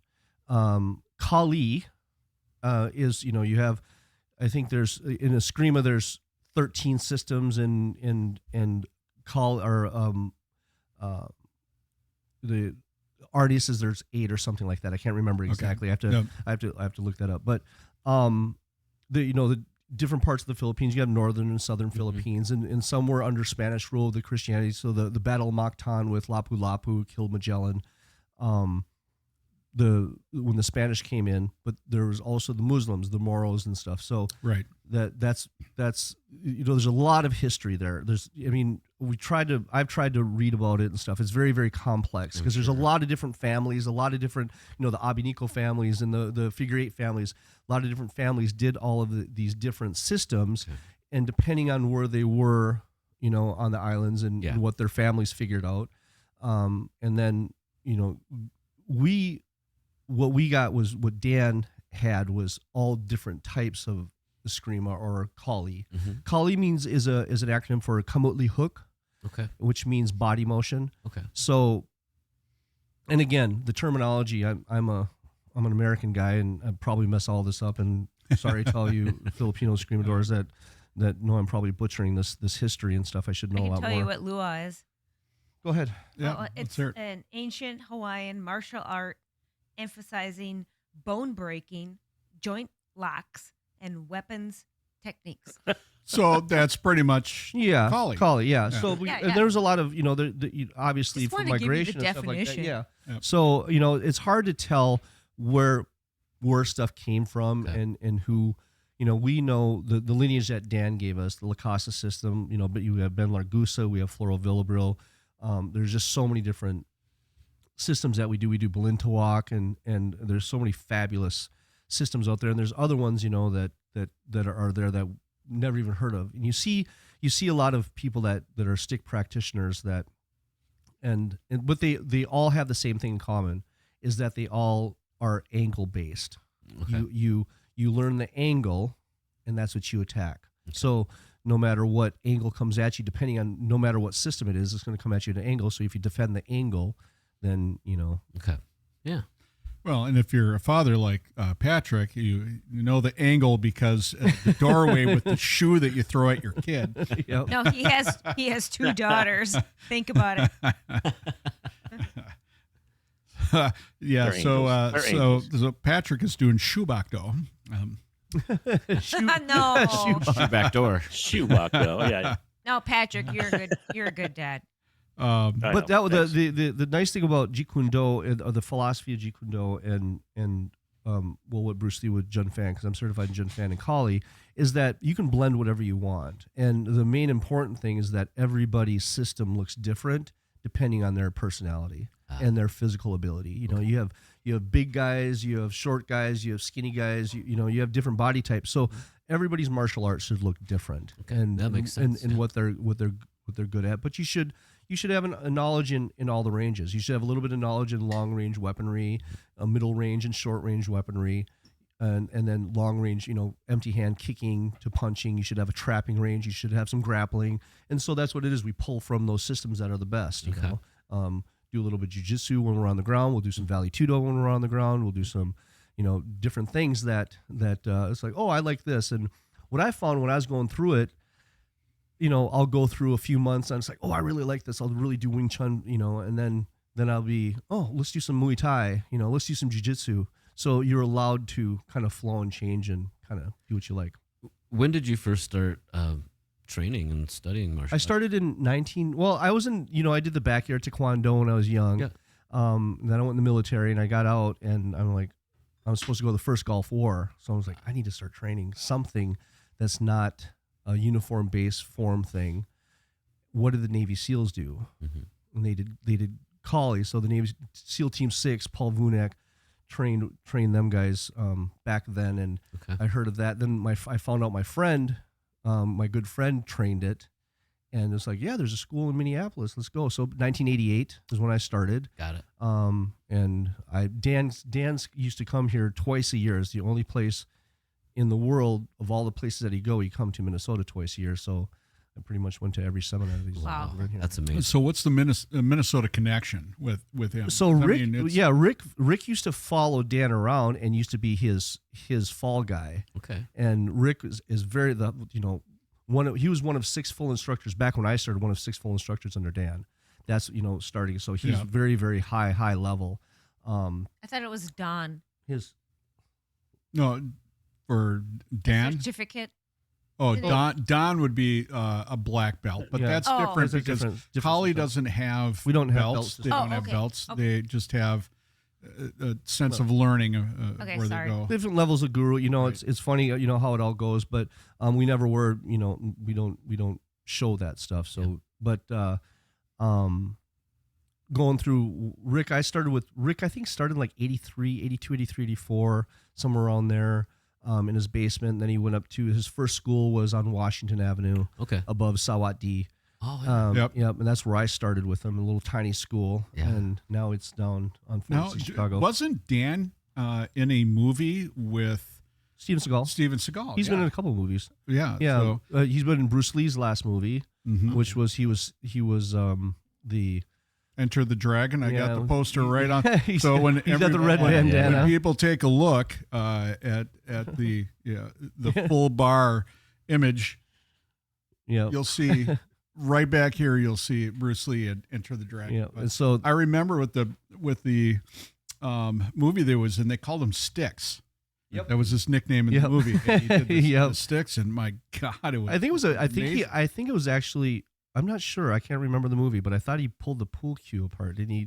Yeah, and then that was. I think that's right. Yeah. Yeah. And he had And one of it those was Steven awesome Seagal, yeah. 80s tracksuits on, too. Yeah. Yeah, Slippery tracks. it was awesome.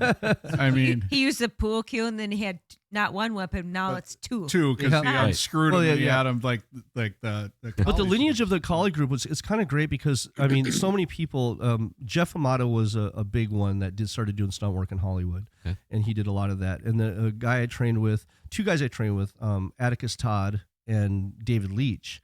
David Leach went on to direct Bullet Train and Okay, yeah, he was right. he was in Born Identity. He was in Oh, Born wow. Identity one. He's done a lot of stuff. He did Deadpool 2. He directed these, and he's been in a number of movies. And then Atticus Todd was in, if anybody watched Yellowstone, he was a Native Right. American guy. Oh, that sure. was Yeah. the cop, and so they Wow. trained there, and that's their lineage and stuff. So it's kind of cool. It is so cool. It just hear how far back it goes. Yeah. I'm sitting next to somebody here that's even close to that. Yeah. I mean, I started Subak Do in 1996, Okay. and then I did Chung Mukwan. I did 4 years of that prior to that. So I started my journey in 1992, and he was 88. So I mean, a little bit of a jump ahead, but it's good to see that you're doing something, especially with your eldest kid and doing that. I hope you continue to do that, because I mean that's awesome. Like I said, training with the dads today, with the younger kids, man. I did a jumping jack once. Where do you live? I'm in Maplewood, but east side of St. Oh, Paul, okay, more or 'cause- less. But yeah. All right. Okay, yeah, because we I teach at Peter's school. My friend Peter Kwong owns the Minnesota Collie Group North. Yes. Okay. And that's in Mounds View. Oh, it is. Yeah, Okay. so We're about in Mounds View, right on Highway 10, Mhm. right across from Mounds View Square, if anybody knows where that is. And just up past the Mermaid. But yep, yeah, up okay. past the Mermaid there, and movie theater. yep, right past the theater there. Okay. It's on the- That's where I met Stacy at yeah, the Mermaid, at the Mermaid. Yep. probably 40 years ago. But it wasn't the bowling alley, though, right? No, it Oh, was like streamers. The streamers. Yep, the downstairs. dance club downstairs. Yeah. So what are you doing nowadays? For music or martial arts. What's the day in the life of Tony nowadays? Well, gosh, right now, music. So GB Leighton is summertime is busy. Yeah. So we're booking. We more were shows. lucky to get you on a Saturday night, folks. Right. Yeah. Seriously, when I Yeah. gave you a That's call, I actually looked at the GB Leighton, the calendar, and went, "Oh, they got a hole. I'm gonna get a hold of Yeah. Tony and Yeah. see." Thanks, Tony. Of course, So- thank you guys. Yeah, we got to come out and Great. see you too. I want to come out. Absolutely. Of course. So you're doing the GB Leighton. I want a thing. backstage drum pass. Oh, you'll get it. Yeah. You'll get it.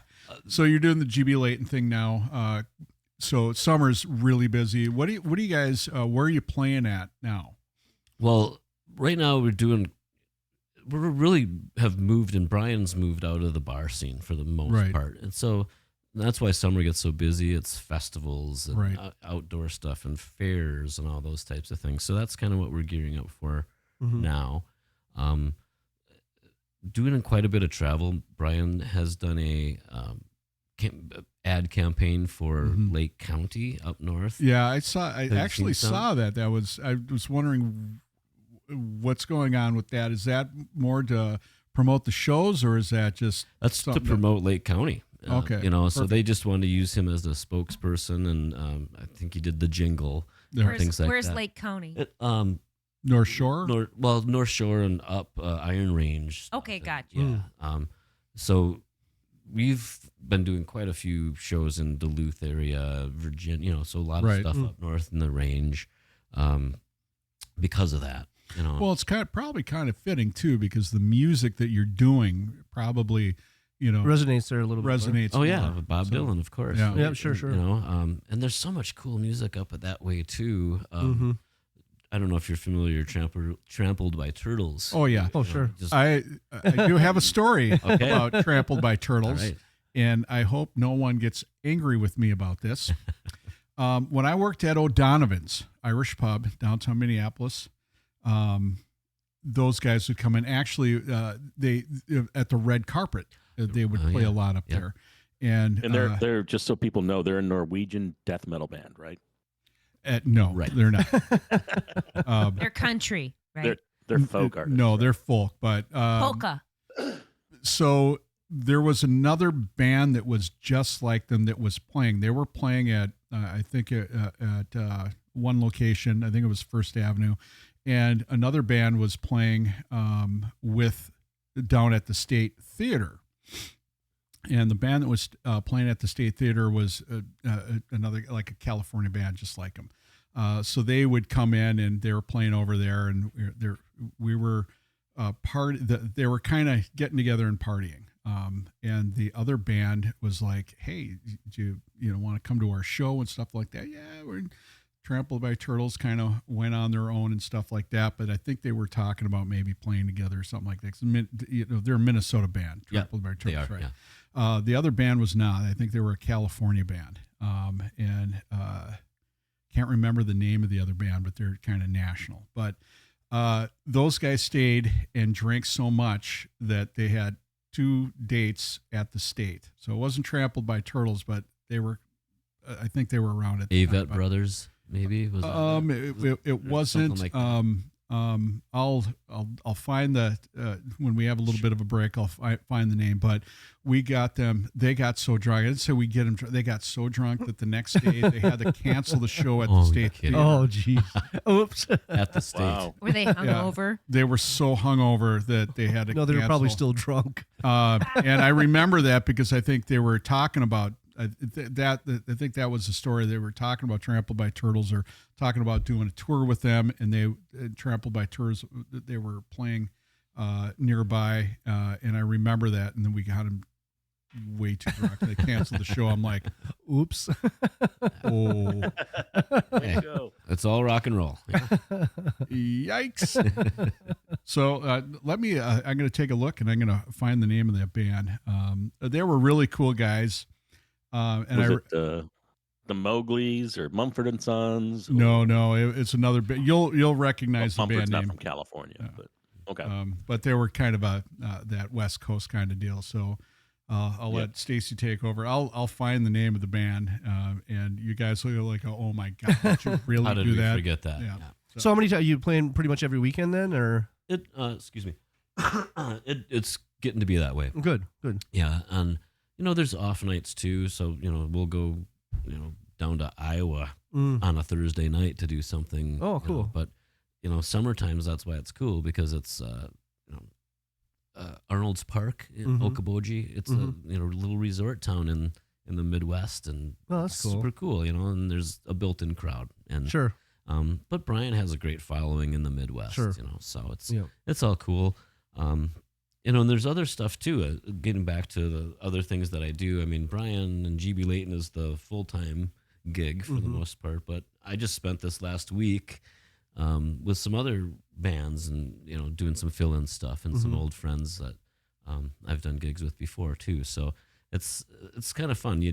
At one point you just take what you can get, and but I've always been more of a side man and a Sure. part of a band, and not on what they call a jobber, where it's I go out and do a gig here or there, and Is this go out your on- full-time job? do you- I'd say yes at this time right Okay, now. It is. Yeah. cool. What was your full-time job during this whole time you were, Well, you did? initially when I first joined GB Leighton, that was my full-time job. We were working 7 nights a week, and we had a really good run. Other careers that you had? I've been a drafter, drawing. I've done a lot of labor, labor labor work. stuff. Okay. I like working with my hands, Sure. and that stuff. And my last labor job that I had was working in the trades, making concrete countertops, bar Okay. tops, that kind of stuff. And I injured myself. I was injured on the job, and that's kind of when You had said in your bio that was a major change in your life, or you what was the words that you said that you did it give you some epiphanies, or did it make you think differently? How did Well, that it certainly change? made me think differently. I had to really learn how to use. The injury was a torn bicep tendon, Wow. Ouch. and then 4 tears in the rotator cuff. How did you do that? The job I was doing at the time with the concrete work, we were doing an install, and it was a piece that was maybe 10, 12 feet long, and it was a big piece. It maybe weighed 400 pounds. And, installation of those things and any countertop really are never easy, Wow. because especially when you're replacing something and have to go into it, So you had to existing. physically lift it? we had a little cart that we could roll up to the door or wherever we were going to enter the property, and that was fine. But what happened is that we had to lift the piece over an existing island, and me not being super tall had to extend and was very awkward, and all of a sudden I just heard Pop. and Oh my God. And you said it changed your outlook. How did it change your outlook? I just thought, I think as much as I love physical work, It's not for me. It's not. I can't do it, and I still want to, if I'm out trying to lift stuff and do all this stuff. And, finally over through this process of this injury settlements and all that kind of stuff and trying different things and going back to other skills and jobs that I've had, that's why I think I went back into music full time, because that's physical enough, and it's been good therapy actually for my arm to do it. So you had the surgery. But you're also, I've had 3 surgeries. Okay. Wow. You're a jack of all trades. but you're also a showman. I mean, that's kind of where you belong. Like that, I remember from back from high because school. he's Hawaiian and he's you're a super showman. So, handsome, everybody that's listening. so being a showman, that's kind of where you belong, is on stage and doing that stuff. And I do remember the band now. I had to look it up, but it was Modest Mouse. Oh wait, Oh, no! yeah, Oh, you yeah. spoil it. Gosh, Sorry. I was gonna have people guess. I was gonna say the band is known for their 2004 hit "Float On." Yeah. So Ocean sorry, I waves, didn't. salty. Float on. But- Isn't Mouse. that But something? But they were super Wait, great wait, guys, wait, and I float remember on? the conversation Right. we had because Float on? float on. Yep, that's the name of the. Isn't that something that's in the toilet? in the toilet? Yeah. Well, If you heard it, if you'd it doesn't know it. go down the toilet, then it will float on. No, but I remember because we talked to him about Modest Mouse, about Trampled by Turtles. We're like, you guys are almost like the same band almost, and they're a Minnesota band, and they were talking like where they play, and they're like First Avenue. I think they're there like now. So we're talking about that stuff. We got them so drunk that they had to cancel the show, and everybody in the bar was pissed. And me and one of the other bartenders, where they gave us backstage passes, we're supposed to go backstage with them, and we're like, oh crap, we tanked the show. You ruined it. We tanked the show, and this was like this. Luckily, this is probably 15 years ago. But, Yeah, way to oh go, my Slick. God. You can't get sued now. Oh my God, it was bad. But they were the greatest guys, and they had a Minnesota connection. They knew somebody here, and then they liked playing here. But awesome guys, just really cool, down to earth, not rock stars. They were just humble and had fun, and I mean, just loved coming to the O'Donovans because they loved the people treating them like regular people. Yeah. So it was really cool. I really liked those guys a lot. Even the music, I enjoy the music too, and Trampled by Turtles. I remember when I think they played at First Avenue at that Turtle. time. But no, I mean, They should have named a band Turtlehead. no, poking out. But I remember going over there, and Conrad was the stage manager, and he'd let us kind of in and see. So went in and looked at him and watched him, and I'm like, yeah, these guys are really good. And I remember they played up at in St. Cloud at the red carpet quite a bit. But Pokemon. but no, I mean they're a really good band, and it reminded me so much of Modest Mouse because they're kind of similar in that genre. But Modest Mouse I think is a little more mainstream music wise, radio stuff. More electrified, actually, Yeah. I would say. Yeah, more electrified. electric, Yeah. But similar in context. But yeah, it really kind of reminded me of that. So Tony, but did you bring your bongos today? I did not bring any. Damn it. No. We normally have people play like if they play Hey, guitar. you know, and stuff like that, but just to ask you, because we want to start getting into that at the Collie Group. Okay. You know, we want to get some big Congo drums, and part of that's the Filipino. Yeah. You know, and doing that if you want to come by, we could do some trading and come lessons, back. and 100%. Bring yes, 'em. let's I'll talk. give you some Collie. Oh my goodness. Oh my God. Yeah. We could do some. I was trading. hoping something Because I want to like learn. that. I really do want to learn, and my friend Peter wants to learn, and I'm sure we could hook I'd something love up. to. Yep, That'd be absolutely. great. that's cool. Yeah. Yep. So now with GB Leighton, getting back to the music thing, Yeah. so you're doing a lot of the less bars and more festivals and outdoor fairs and venues. stuff like that. Yeah. Are you doing any bars at all, or is this going to be all kind of? No, we do some clubs. Bunkers, we're back to doing. Not Wednesdays, but we're doing weekends there. You do Fletcher's? Are you still just like a regional Fletcher's act, we're or- doing. Okay. Yeah, it's right now really just regional. Yeah, I'm not going to see you in Sacramento this summer. Is that Not what you're this summer. No. No. Invite him down, Patrick. Yeah. saying? Well, yeah. set I mean, we have something a up. state fair here too. Yeah. Yeah, So, Patrick. compared to Minnesota, Patrick, of Patrick, course, hook that but- up. Hook Yep. that up, Patrick. Yeah. So So I- The yeah. state fair here is stupidly scheduled every first week of July, and it's like the hottest time to have a state fair. And they do it at Cal Expo, which is a big expo, and it's like basically you're walking around on a parking lot cooking. I mean, it's so bad. Oh, what a bummer. It's really bad. Well, every And then, day is 100 degrees in California. Isn't it?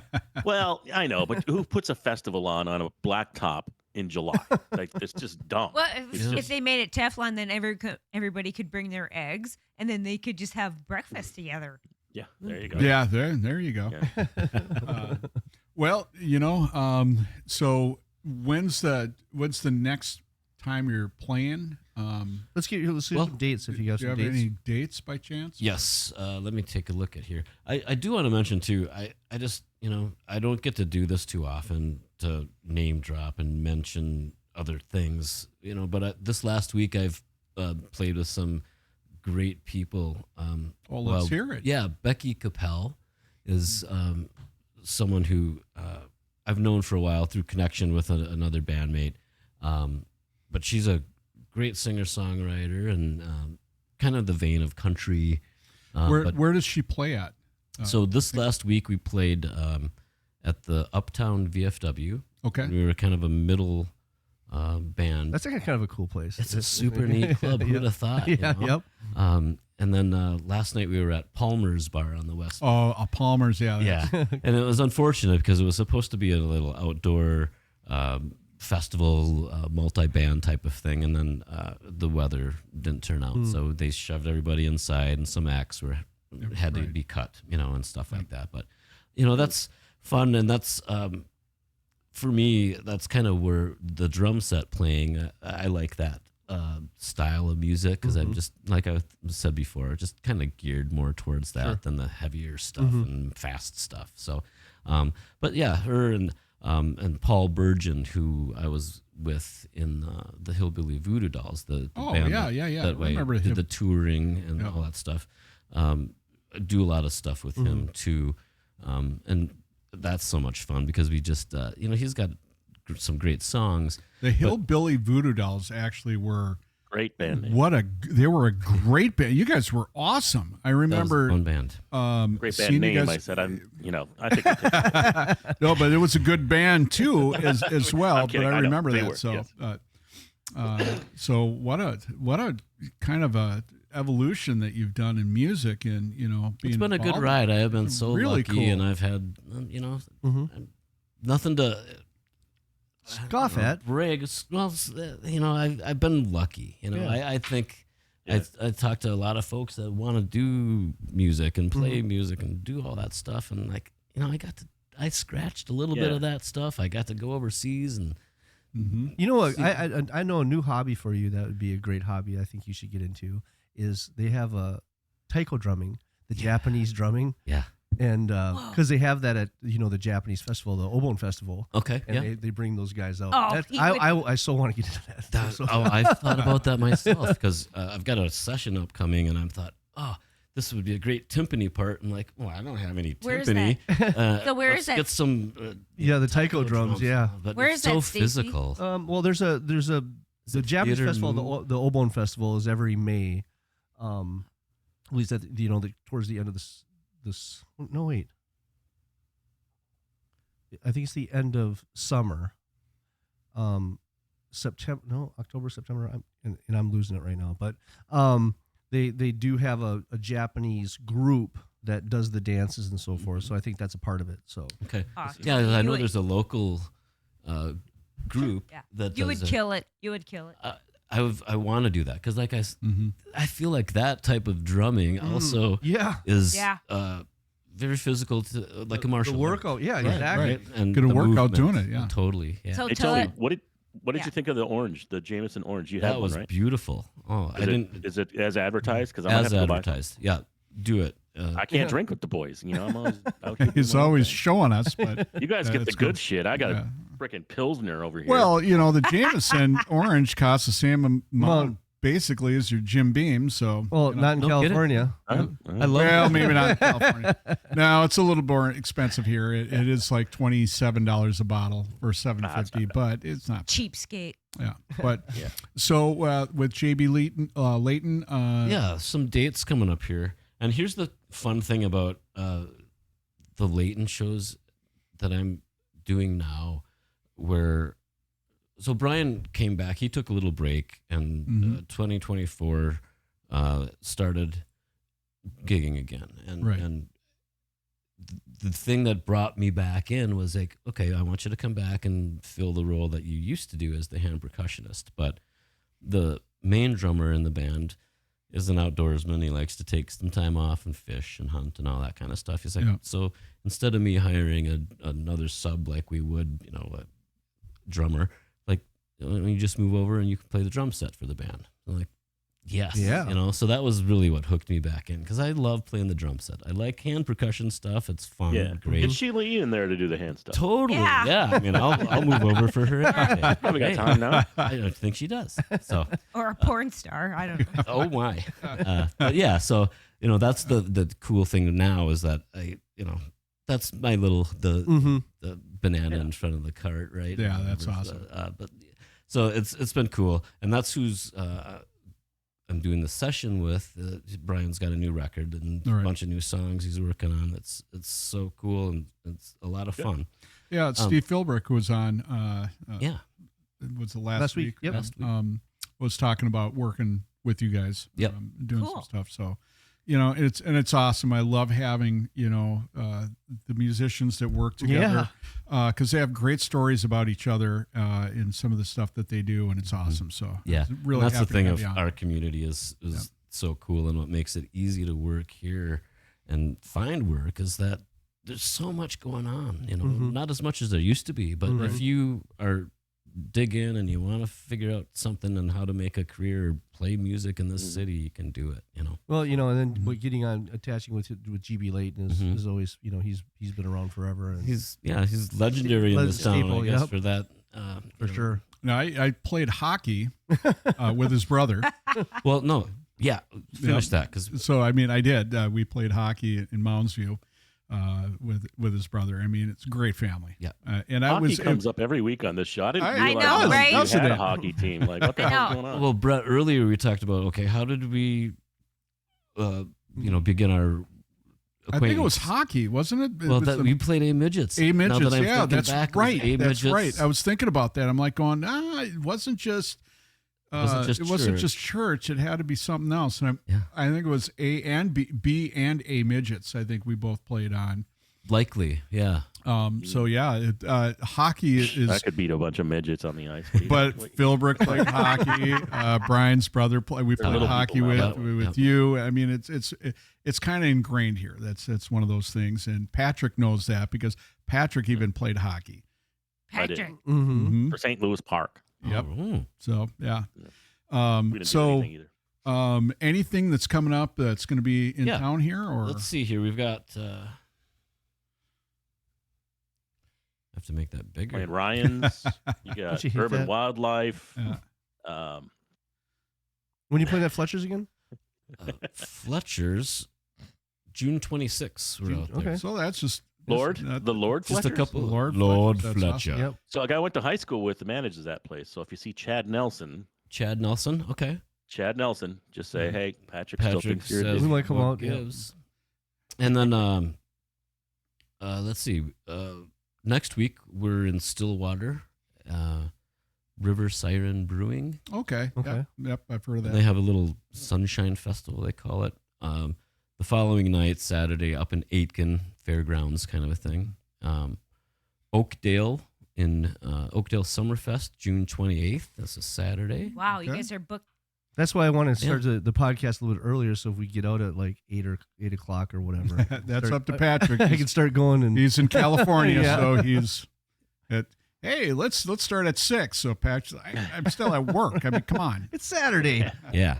So I mean that's kind of the June stuff that's coming up, and why I mentioned earlier too why it's these next grouping of shows the next couple of weeks I get to play drum set with the band. Oh, So nice. Awesome. I'm looking Yeah. forward to That's that. gonna be great. Yeah.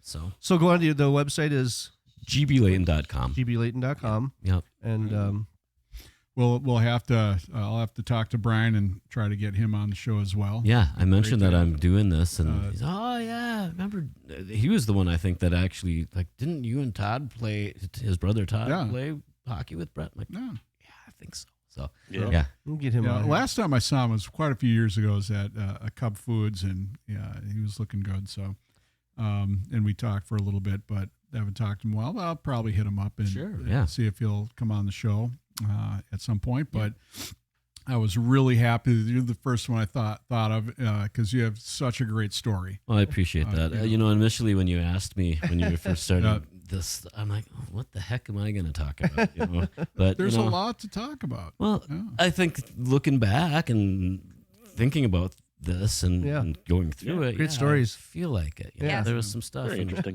yeah. So you'll sleep good at night. I'm going to sleep good Thanks. tonight. At least. Good. Yeah.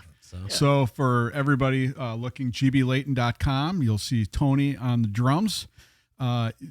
They put on a great show. Everybody knows them in Minneapolis and Minnesota and St. Paul, anywhere in Minnesota. So please go out and check them out. You'll be happy to see them. Thanks once again, Stacy, Gene, Patrick, for showing up here.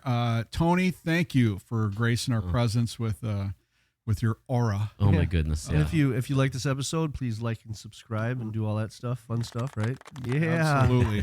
Thank you for coming. Appreciate so, it. Thanks for Nice to- having really me. nice to meet you. We Likewise. do this every week, and thank you for our viewers. Who's our we next appreciate guest? you. Who's our next guest? The next guest, we'll have to take a look here. Okay. But we had a guest that was going to be William coming Bader. on. But William Bader. Well, Master Bader. no, our next guest actually, I believe, is going to be Dave Gorman. He's also a musician. Mm-hmm. And has played with a lot of different people. Same people that Steve played with.